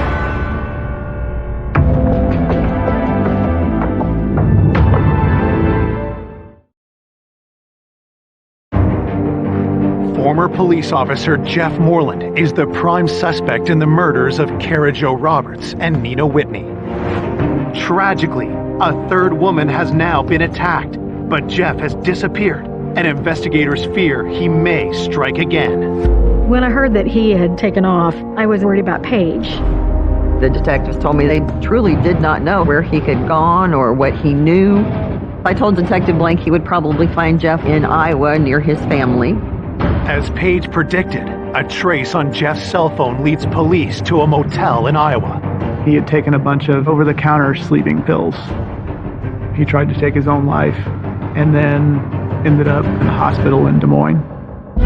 Jeff survives the suicide attempt, and he is taken into custody by local police. We headed up there to Iowa to get Mr. Moreland's DNA. We drove all the way back from Iowa with it. We wanted to be sure he wasn't going to get out of custody or bond out or whatever. And then the next morning, we got the DNA results back. We told Paige that his DNA matched both crime scenes. Jeff is, in fact, involved in the murders of Kara Jo and Nina. It just blows my mind. And it was beyond all comprehension to me. This was 2010 when he murdered my mother. And Jeff and I split up in 1987. I had no idea what Jeff would become. The last time I actually saw Jeff was in 1994. He told me then that he periodically would patrol up and down my mother's street just to make sure that everything was okay. And at the time I thought, oh, that's so sweet. But now looking back on it, I just don't know. Jeff Moreland is charged with the murders of Kara Jo Roberts and Nina Whitney and the sexual assault of the third victim. Soon after laying charges, investigators learn about the source of Jeff's phony DNA. We were contacted by Jeff Moreland's ex-wife, and Jeff Moreland had a daughter with this ex-wife, and that daughter was engaged to someone. And that guy said that Jeff had called him out of the blue, and Jeff told him that he needed a sample of his DNA for a paternity test because someone was accusing Jeff of being the father of a kid. And so he provided a DNA sample and gave it to Jeff Moreland. Then, Jeff tricked the Grandview police sergeant with some sleight of hand. So the sergeant provided us a formal statement where he said he wasn't able to see Moreland's hands at all times when Moreland was taking a sample of his DNA. Jeff's attempted deception backfires, only giving prosecutors more evidence against him. There's nothing for the defense to attack. There's nothing to be argued because the physical evidence was just overwhelming. I think it also says a lot that Jeffrey Moreland had zero witnesses in his defense at the trial. He got life without parole plus 50 years consecutive on Kara Roberts' homicide. And then he got 10 years for armed criminal action and 20 years for murder second on my mother's case to run concurrent. With no trial testimony from Jeff, police and the victims' families are left to piece together exactly what happened to Nina Whitney and Kara Jo Roberts. What we do know is that Jeff Moreland took Kara Jo's life. My personal opinion is he was driving by and saw her in the yard, and he was in that mode where he was hunting and decided that's his target. After killing Kara Jo, it seems Jeff developed a taste for murder. He struck again 2 years later. I believe the day that Nina was murdered, Jeff Moreland simply knocked on the door and Nina saw who it was and let him in the house. It's not necessarily uncommon for a predator to go after older women because they feel like they are easier victims. Of course, my mother would let him in. And then at some point, he had to have started forcing her backwards up the stairs. I think when he got her into her bedroom, that he tried to rip her shirt off of her, forced her onto the bed, but she did fight back. she did run. My mother went running down the stairs. He chased her. He stabbed her 24 times. The kill shot was here through the throat. At some point, he turns on the water to try to maybe get her body up into the bathtub to wash off his DNA. But at that point, he knew with his Parkinson's acting up that there was no way he was going to be able to take her body back up 2 flights of stairs and put her in a bathtub. And then he went upstairs to clean the knife off, put the knife in the kitchen drawer, and went out through the sliding glass door. Investigators believe that before he left, Moreland stole Nina's cell phone to throw police off his trail. He has the presence of mind to grab that phone and throw that phone in the grass a quarter mile away from Nina's house. He knows that the investigator is going to be caught up in that phone as sort of a way to lead us away from him. I did not know for 8 months who murdered my mother. The 8 months that I spent not knowing made me insane. When you have families that do their investigations, sometimes it's not the best. But Paige being involved was actually good in this case because she was actually the person that found Jeff Moreland. I can't even explain to you how grateful I am. Between my mother's neighbor and the sketch artist, I would have never figured it out. Never would have figured it out if it hadn't been for the two of them. To call this an unexpected killer is almost an understatement. Jeff Moreland terrorized an entire community. Police speculate that Jeff's forced retirement a few years before the murders may have been the catalyst that set him on the path to kill. I feel that when he developed Parkinson's and he had his power taken away from him as a police officer, the murders were almost like him getting revenge on the world. I joined this organization called Parents of Murdered Children and Other Survivors of Homicide Victims. And we're all basically going through the same thing. So it does help to have someone who understands the enormity of what has happened. I think Nina would want to be remembered as a strong, independent woman who fought to the end. And that's how I'll always remember her. There are frogs in the stores everywhere. You can't go anywhere without seeing cute little frogs somewhere. I think about my mother all the time when I see things that I know that she would appreciate, or when I hear country music. I think about her a lot.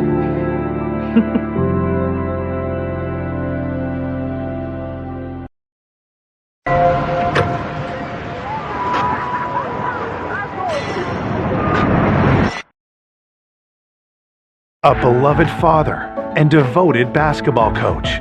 Jimmy loved kids. He loved to talk about coaching basketball and God. Ruthlessly gunned down in his own home. There were 10 shell casings. Whoever did this wanted to make sure that he was dead. Leaving a whole community devastated. I just started screaming. I literally just lost it. Detectives follow evidence down a twisted trail. It was what we call a whodunit. All the doors were locked to some fashion. There was muddy footprints coming into the foyer area. To uncover a number of suspects. He immediately lawyered up. He didn't want to talk about anything. He had just filed for divorce before he was killed.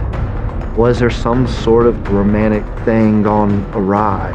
And unveil a killer no one could have ever imagined. They had no remorse, no confessions. You saying that you killed him? It shocked me very, very much. This could happen to anybody.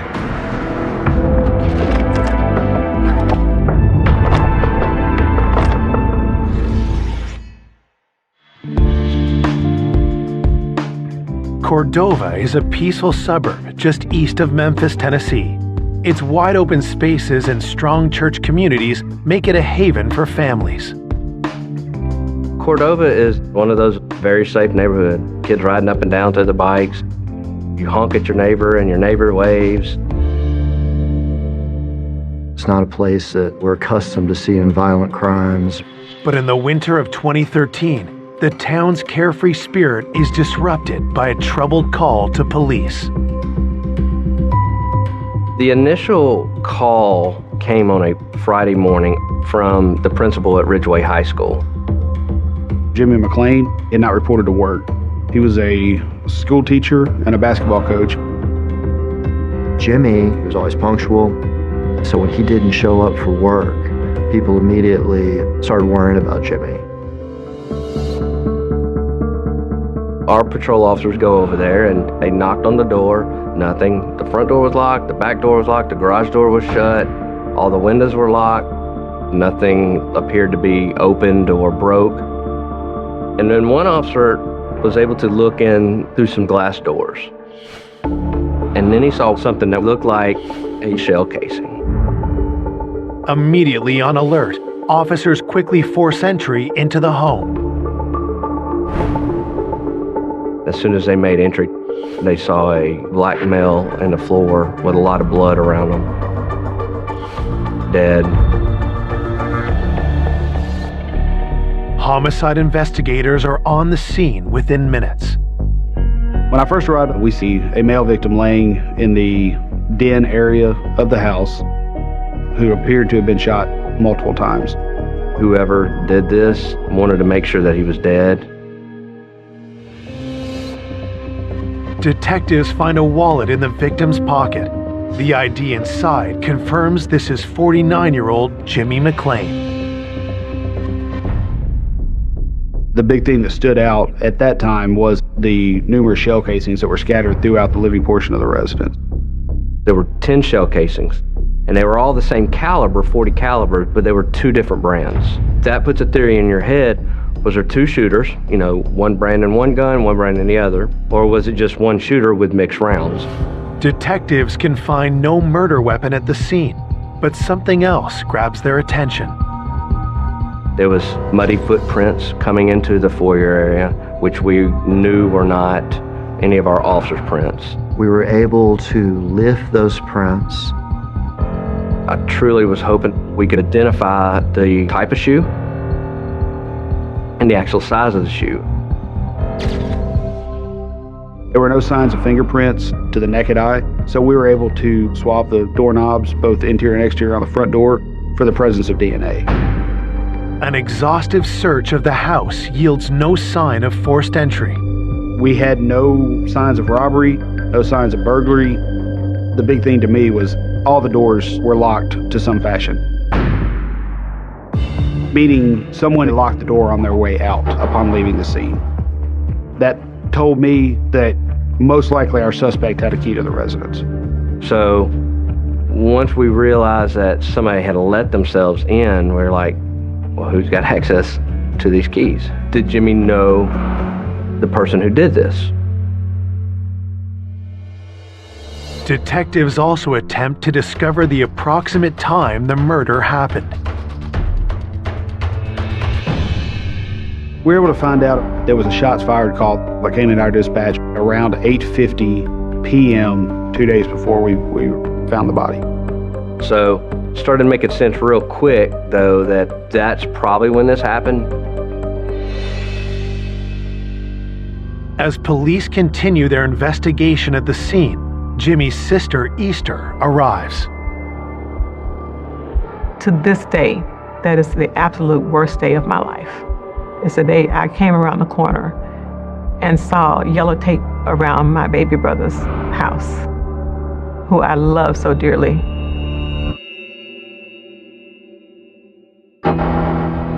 The police asked me, "Ma'am, do you know who lives here?" I said, "My brother is my brother. Where's my brother?"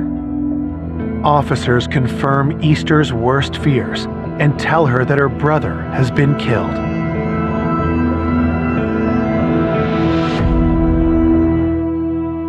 I just started screaming, just howling.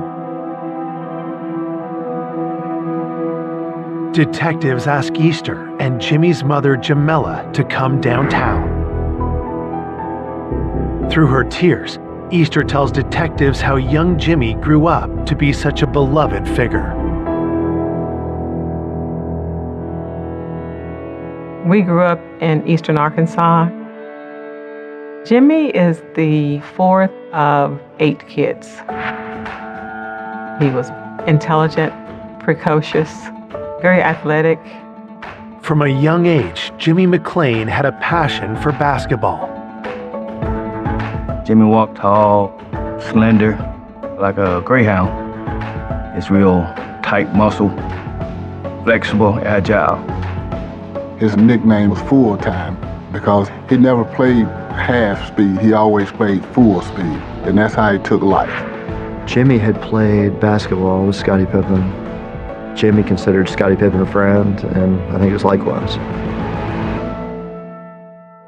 After 7 years of professional basketball, Jimmy took up coaching. Jimmy loved teaching and mentoring. He just was a natural leader with youth. Jimmy had found his calling, but one part of his life remained unfulfilled. The thing that he talked to me the most about was his desire to be married. In the late 1990s, Jimmy met the partner he'd always dreamed of. Her name was Carla. He was very happy, very excited. He took his relationship very seriously. The next summer, they got married. Jimmy also became a father to Carla's 2 children from a previous relationship, 16-year-old Tiffany and 11-year-old Dwayne. He never had children, so he was looking forward to being a father. They all looked up to him as a mentor and as a father, and he spent a lot of time trying to be sure that they were on a good path. He talked to me a lot about the things he was going to do with Dwayne and Tiffany, and he especially wanted to involve Dwayne in summer basketball camps and so forth. He was very serious about being a good husband and a good father.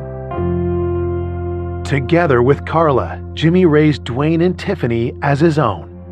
But after 8 years of marriage, cracks started to show in their relationship. Carla wanted the divorce at first. I do believe that the problems were related to something that occurred early on in their relationship. Initially, Jimmy had resisted the idea. I overheard Jimmy telling her that it doesn't make sense for us to be separated. There's nothing wrong, we're not having problems. But eventually, Carla and Jimmy split up, and after 4 years of separation, Jimmy finally agreed to make it official. I don't think I really got the full story about exactly what changed his mind and his heart toward her. But he had just filed for divorce a couple of weeks before he was killed. Detectives are suspicious. Was the timing just a coincidence, or did Jimmy's looming divorce have something to do with his murder? We immediately thought we needed to talk to Carla. Had Jimmy and Carla been in some sort of argument or confrontation? Coming up, detectives unearth disturbing clues. There had been a scandal at the high school. Why are these numbers erased during the same time period as the homicide? And the truth blindsides everyone. We had found the needle in the haystack. They admitted to killing a basketball coach.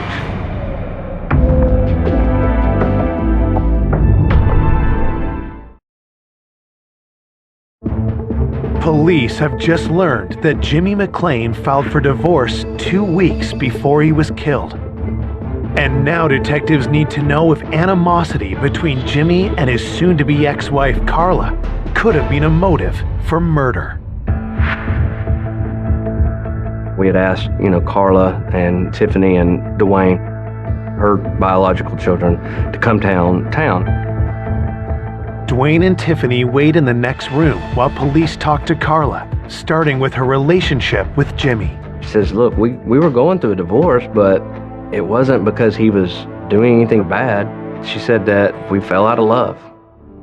Carla tells police that when she and Jimmy were married in 2001, Jimmy treated her kids, Dwayne and Tiffany, like they were his own. But as they grew into their late teens, Carla and Jimmy's parenting styles started to clash. Carla did advise that Jimmy was really hard on her kids. Jimmy was very discipline oriented, and she always took the side of the kids. In her eyes, they could do nothing wrong, She wasn't going to let Jimmy over discipline. And some of the issues is what transformed into this growing away from each other. Detectives ask Carla directly if she stands to gain from Jimmy's death. She did advise that she had a life insurance policy through her work where Jimmy was on the policy and she would have been the beneficiary. Was the life insurance payout a motive for Carla to kill Jimmy?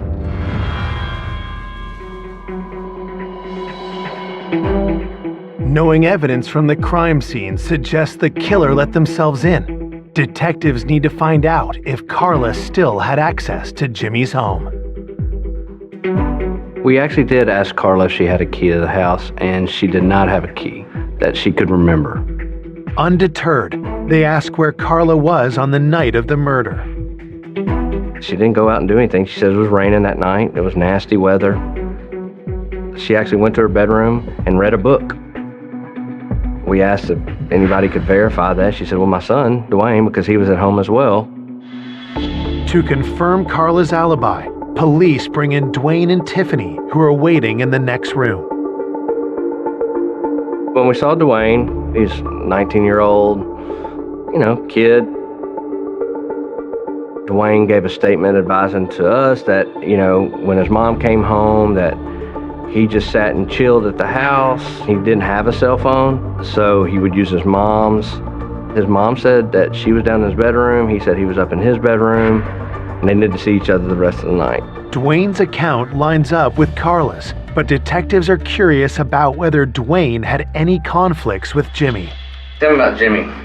How was y'all's relationship? It was cool, but we bumped heads a little bit sometimes. He was straight up in the night. He was cool. He fun, loving person. Dwayne just was like, I can't believe this happened. I don't know who would have done this.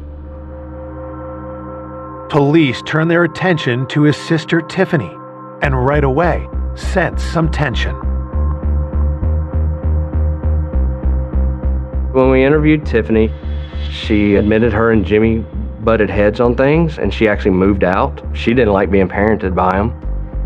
Detectives ask where she was at the time of the murder. Advised she was at home with her boyfriend during the time frame all that Wednesday evening.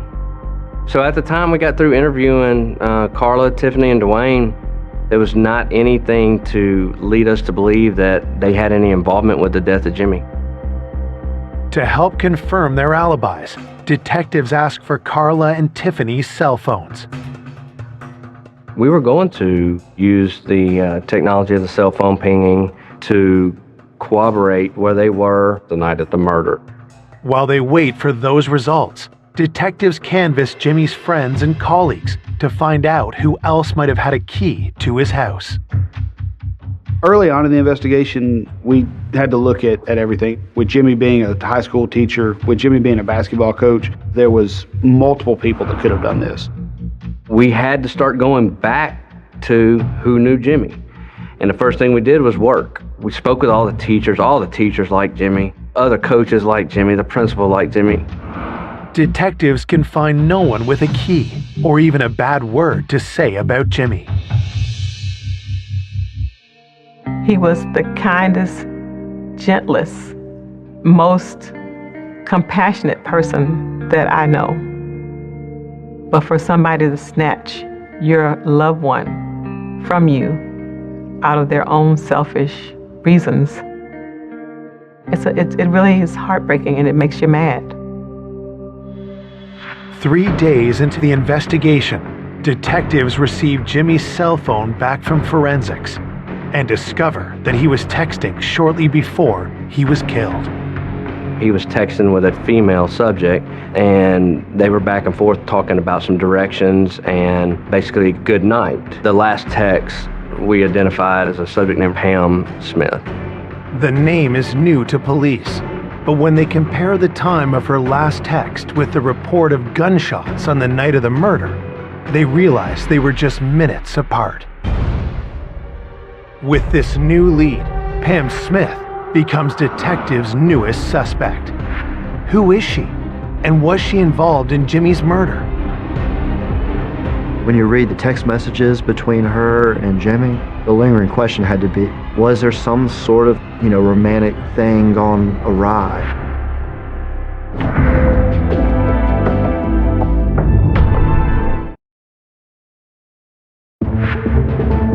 Detectives have just discovered that Jimmy McLean was texting with a woman named Pam Smith on the night he was murdered. We were able to determine that Pam was the last person that Jimmy had contacted. Investigators need to speak to Pam to see if she has any information that points to the killer. We called just to say, this is the sheriff's office. Do you know Jimmy? And she was like, yeah, that's my boyfriend. Detectives inform Pam of Jimmy's murder and carefully gauge her response. She was extremely distraught. She was like, do I need to come down there? What do I need to do? We still had to figure out who she was. Is she married? Is there an affair situation? Is this a boyfriend, girlfriend situation?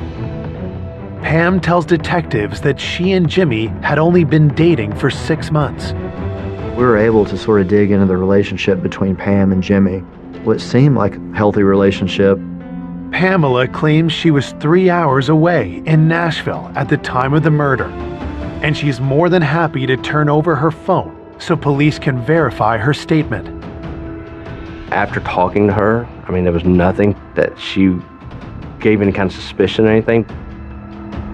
Detectives have one more question for Pamela. We actually did ask Pam if she had a key to the house, and she advised that she did not have a key. But she says she knows who does. Pam had overheard a phone call. Jimmy was telling his wife, Carla, that she could come by the house while he was gone to pick up some mail that had come to the house for her. Pam took note that when they left the house, Jimmy didn't leave the mail in the mailbox or on the front door, but he left it inside the house, which told Pam that Carla had a key to the house. Police believe the killer had a key, but Carla told detectives she didn't have one. The discrepancy raises a red flag. Is it possible that Carla had a key to the house? How can we prove that she didn't come into the house the night of the murder? There's only one way to know for sure. We used the technology of the cell phone pinging to follow her from her work all the way to home. The cell phone data indicates Carla was home all night, and her daughter Tiffany was too. Everybody's statements made sense where they were. There was no reason to pursue any other questions with them or Pam at that moment. Before Carla and Tiffany can be completely ruled out, police must corroborate the calls and texts on their phones with the complete records from the cell companies. And those can take several days, depending on the circumstance. A week after the murder, Jimmy's loved ones pay their respects at his funeral. Jimmy's funeral was held at a local Church of Christ, probably a couple thousand people there. Jimmy touched a lot of people. Going to Jimmy's funeral was a tough process for myself. So many people loved him. The mystery of who could have killed Jimmy is on everyone's mind, and grief-stricken loved ones are desperate for answers.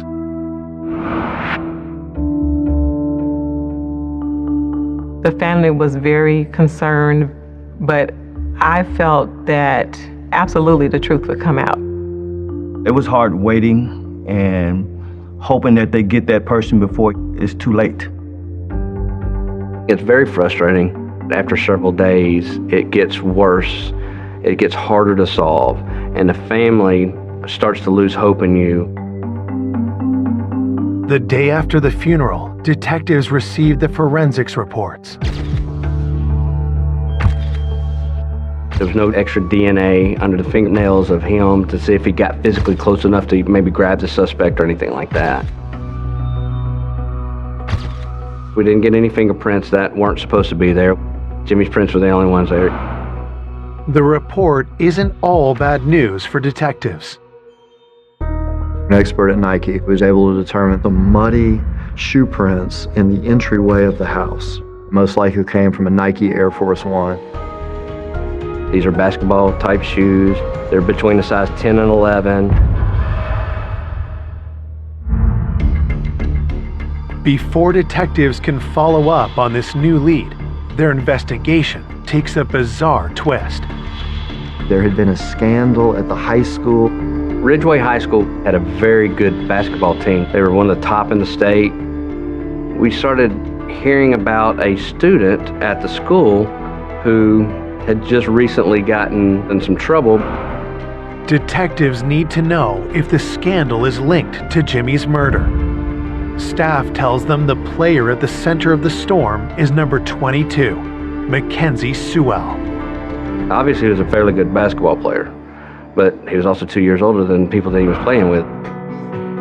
He was actually an adult, falsified documents to still play high school basketball because he was attempting to try to get a scholarship to play. A week after Jimmy is found dead, the scandal explodes into the headlines. This man used a fake transcript to enroll here at Ridgeway High, and our sources tell us the man has a GED, but enrolled here simply so he could play basketball. A humiliated Mackenzie is kicked off the team and out of Ridgeway High. The dream of the NBA is over. The coaches were like, oh my goodness, because the whole school gets punished for it. They get disqualified from being able to play. The scandal raises a key question for detectives. Had Jimmy discovered the truth about Mackenzie and been silenced before he could report him to authorities? Did Jimmy initiate this whole situation? Because we knew Jimmy was an ethical individual. If Mackenzie thought Jimmy had anything to do with this, then this could be a reason why Jimmy was murdered. Police are eager to talk to Mackenzie, but that's not going to happen. He immediately lawyered up. He didn't want to talk about anything. Detectives try a different approach. They go to speak with the person who registered him at Ridgeway High, his mother, Chandra Nicole.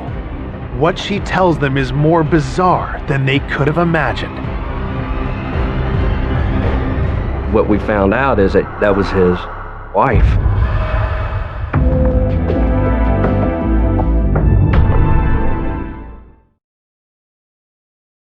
Detectives hunting the killer of high school basketball coach Jimmy McClain are investigating whether a scandal involving one of his players is linked to his death.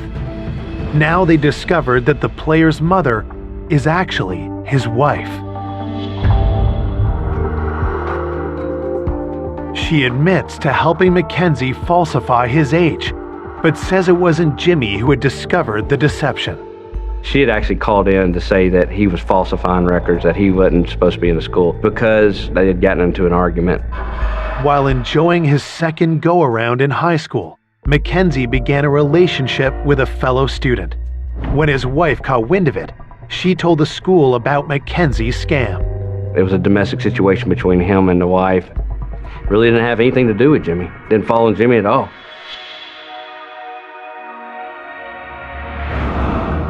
Once again, a promising lead evaporates into thin air, and over a week into the investigation, police are starting over. I was back to square one again.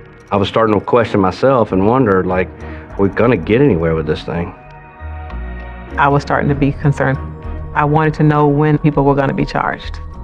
Just as investigators begin to fear the trail growing cold, they receive the complete cell phone records for Jimmy's ex-wife, Carla, and her daughter, Tiffany. We had ordered direct cell phone records to corroborate the exact records that we had initially dumped. You're talking hundreds, even thousands of records at times to look through, to see if you can find where there's a discrepancy in something.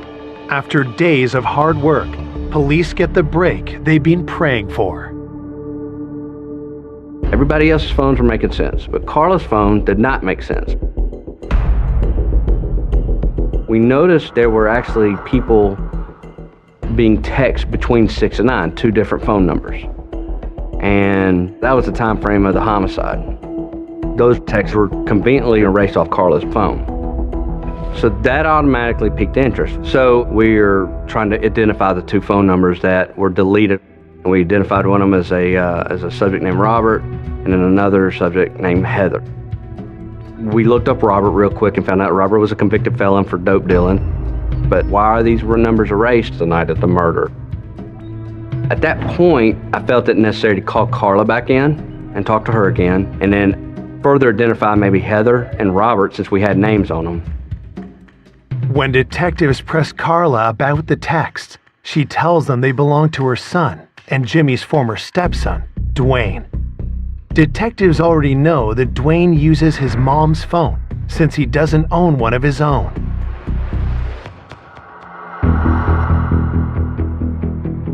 Carla said that Heather was a girlfriend. She says, oh, she's a good girl. She's a girl that lives out in Cordova, not too far. Carla said wasn't too fond of Robert, but she did admit he and Dwayne were friends. She says, well, I don't really like him hanging out with Robert too much. You know, he's a troublemaker. Knowing that Dwayne was texting with a known felon during the time frame of Jimmy's murder is a red flag for detectives. So they asked Dwayne to join his mom down at the station. The way we approached Dwayne was like, hey, we're having to kind of start over and get a more detailed events of the night. And he advised when his mom got home, he had the phone, he spoke with one of his friends, and then Heather came over. When detectives finish with Carla and Dwayne, they quickly contact Heather to see if she can confirm Dwayne's story. She said, I went to Dwayne's house that evening, later that evening. So she has confirmed that she went over there. It seems like it's another dead end. Yet when detectives follow up with a question about the basketball shoe print found at the crime scene, the interview takes a promising turn. We asked about the shoes, and she said, oh, Dwayne has these Air Force Ones, and he wears a size 10.5, which fit the crime scene. And at that point, she said, and I remember seeing those Air Force Ones out on the porch, but I hadn't seen them since then. She said, I even have a picture of them. And when she showed a picture, it was a picture of Dwayne staying in the kitchen with a AR-15 rifle and these Air Force Ones.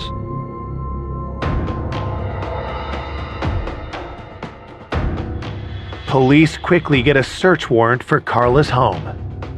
Searching the closets and everything else, so there's no Air Force Ones in there. There's no shoes that match the homicide. Took pictures of his room, and we left. We didn't come out at that house with anything. So far, linking Dwayne to the crime has not proven fruitful, but detectives have another strategy. We know for a fact that there was text messages between Robert and Dwayne during the homicide. We feel that those texts could be very important.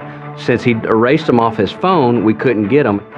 So my goal was to get a search warrant for Robert's phone, hoping that the text messages were still on his phone, visible where we could see them. While police wait for a warrant to be approved, officers keep an eye on Robert. I arrived, and within a few hours of setting up surveillance, Robert Collins came out of his house. At that point, our detectives went to talk to him, and Robert took off running.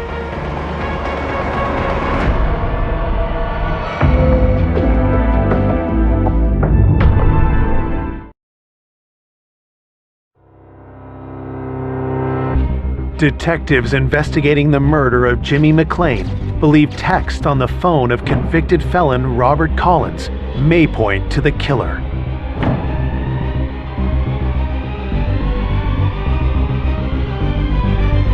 When Robert took off running, he ran a good ways, but we needed to catch him. We didn't want him to destroy his phone or anything like that. As Robert Collins was running away from the scene, he tossed something. Our detectives ended up catching him on foot, and when they did, he had a large amount of narcotics.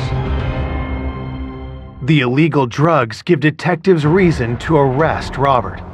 But even more incriminating is what he tried to discard as he fled.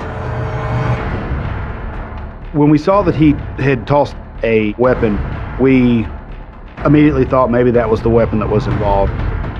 So in the back of my head, I'm thinking, oh, this is fantastic. Are we going to solve the homicide right now? You get excited, like, hey, we're there, we're going to get this.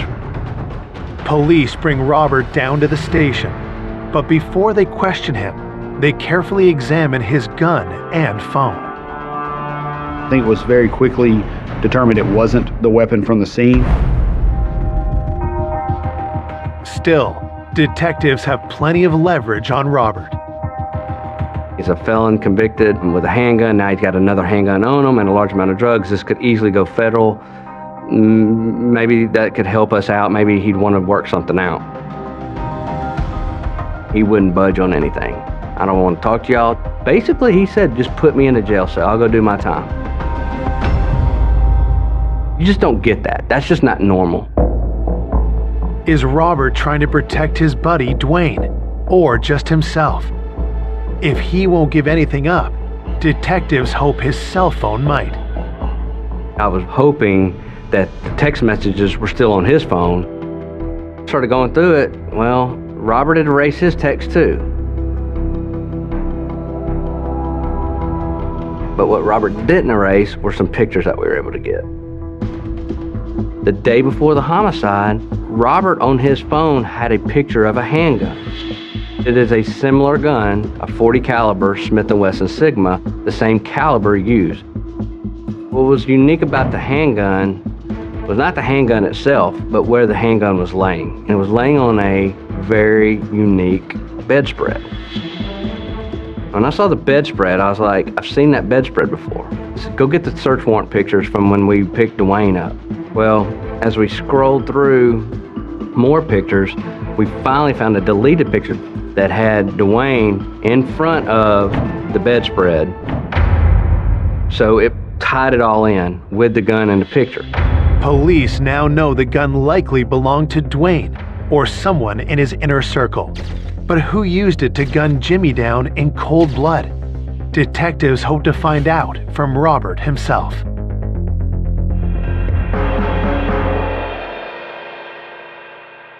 So when we put Robert in jail, we were hoping Robert would say something on the phone.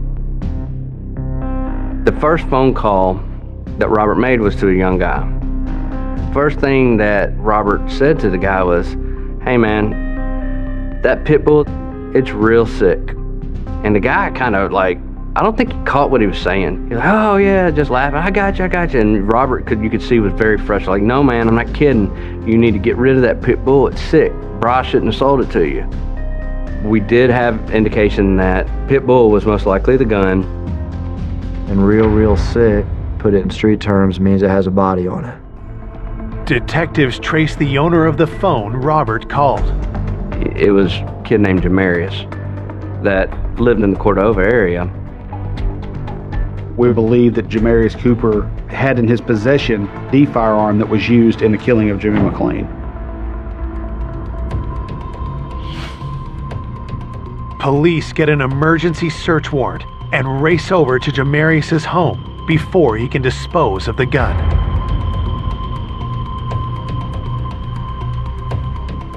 When we got Jamarius Cooper's bedroom, we systematically started going through places that things could be hidden. We were going through it and we weren't finding anything. And then one of my detectives, probably into the 30th box or so, he's like, I got something. And I was like, do what? When I saw that gun, I immediately felt like we had found the needle in the haystack. We had known through this investigation that most likely we were looking for a very specific gun. That is the same style gun that we're looking for. Same caliber, most likely the same brand, the same model. At that moment, I was like, Jimmy's here. He's guiding us. He's telling us it's all here. He's not making it easy. He's making this puzzle, but it's slowly coming together. So immediately took the gun and had TBI process it. Within a couple hours, they were calling us back on, hey, this is the gun that was used in the homicide of Jimmy McClain. That does bring some emotion to you. You're like, oh my gosh, this work, this time, and we're going into 30 days here. I mean, nobody finds a gun used in a homicide in 30 days. Police need to talk to Jamarius, But before they can track him down, they get an alarming call. We have a call from Cumberland County Sheriff's Office, and the deputy there said, "Hey, listen, we just had something weird come in. A white female came running into our station. She was very distraught. She was in her pajamas, and that she said that she wanted to pass on some information, that her husband was upset because his nephew had admitted to killing a basketball coach."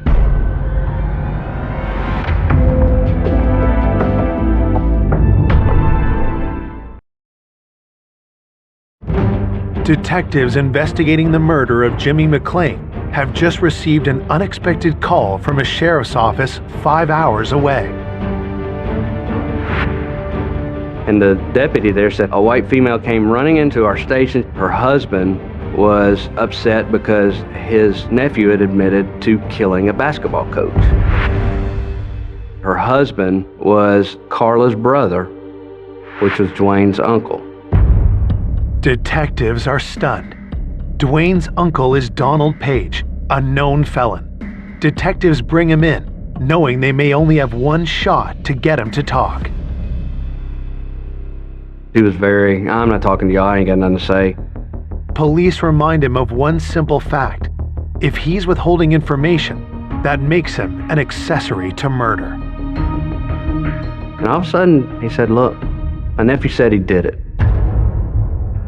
Dwayne had, in fact, taken him aside and said, "Uncle, Unc, I had to handle my business." And Donald said he looked at him and said, "Are you saying that you killed him?" Dwayne said to him, "I had to stand up for my mom." Dwayne, he loved his mom. They were having some financial issues, and Dwayne thought that if this divorce could just be done with, I could get the money from the house. And I think Dwayne took it upon himself to do whatever he wanted to do, and which unfortunately led to the homicide. There was tension between Jimmy and Dwayne already. So there was that divorce, money, financial implication, motive. With an accessory charge hanging over his head, Donald agrees to testify against his nephew. At that point, I called the prosecutor and told him what we had, and he said, "I think it's time to go lock up Dwayne Moore for homicide."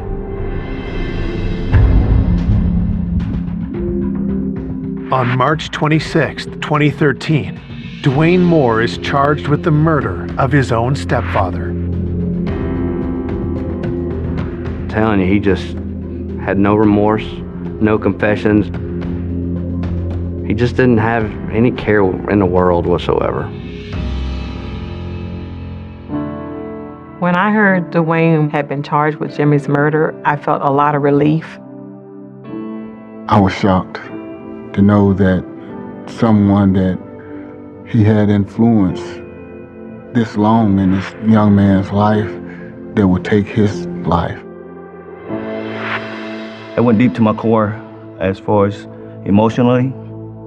This was unbelievable because of who Jimmy was.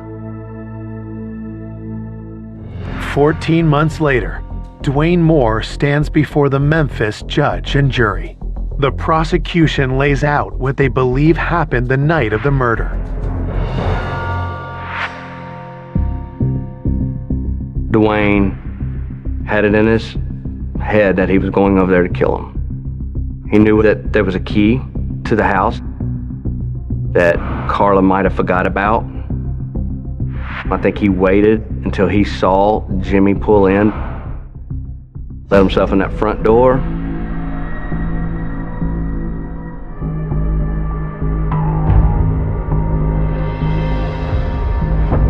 Pulled the gun out as soon as he saw Jimmy and started shooting.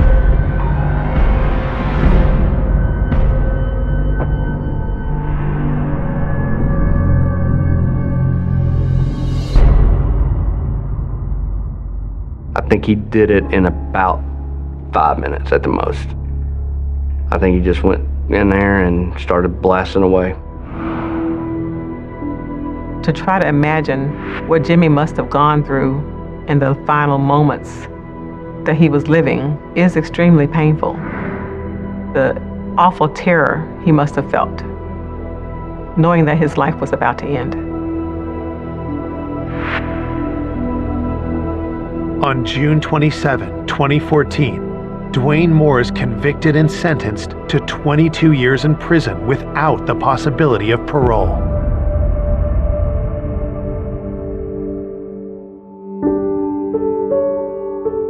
It hurts. It hurts that somebody thought so little of my family, that they could take somebody so precious to us.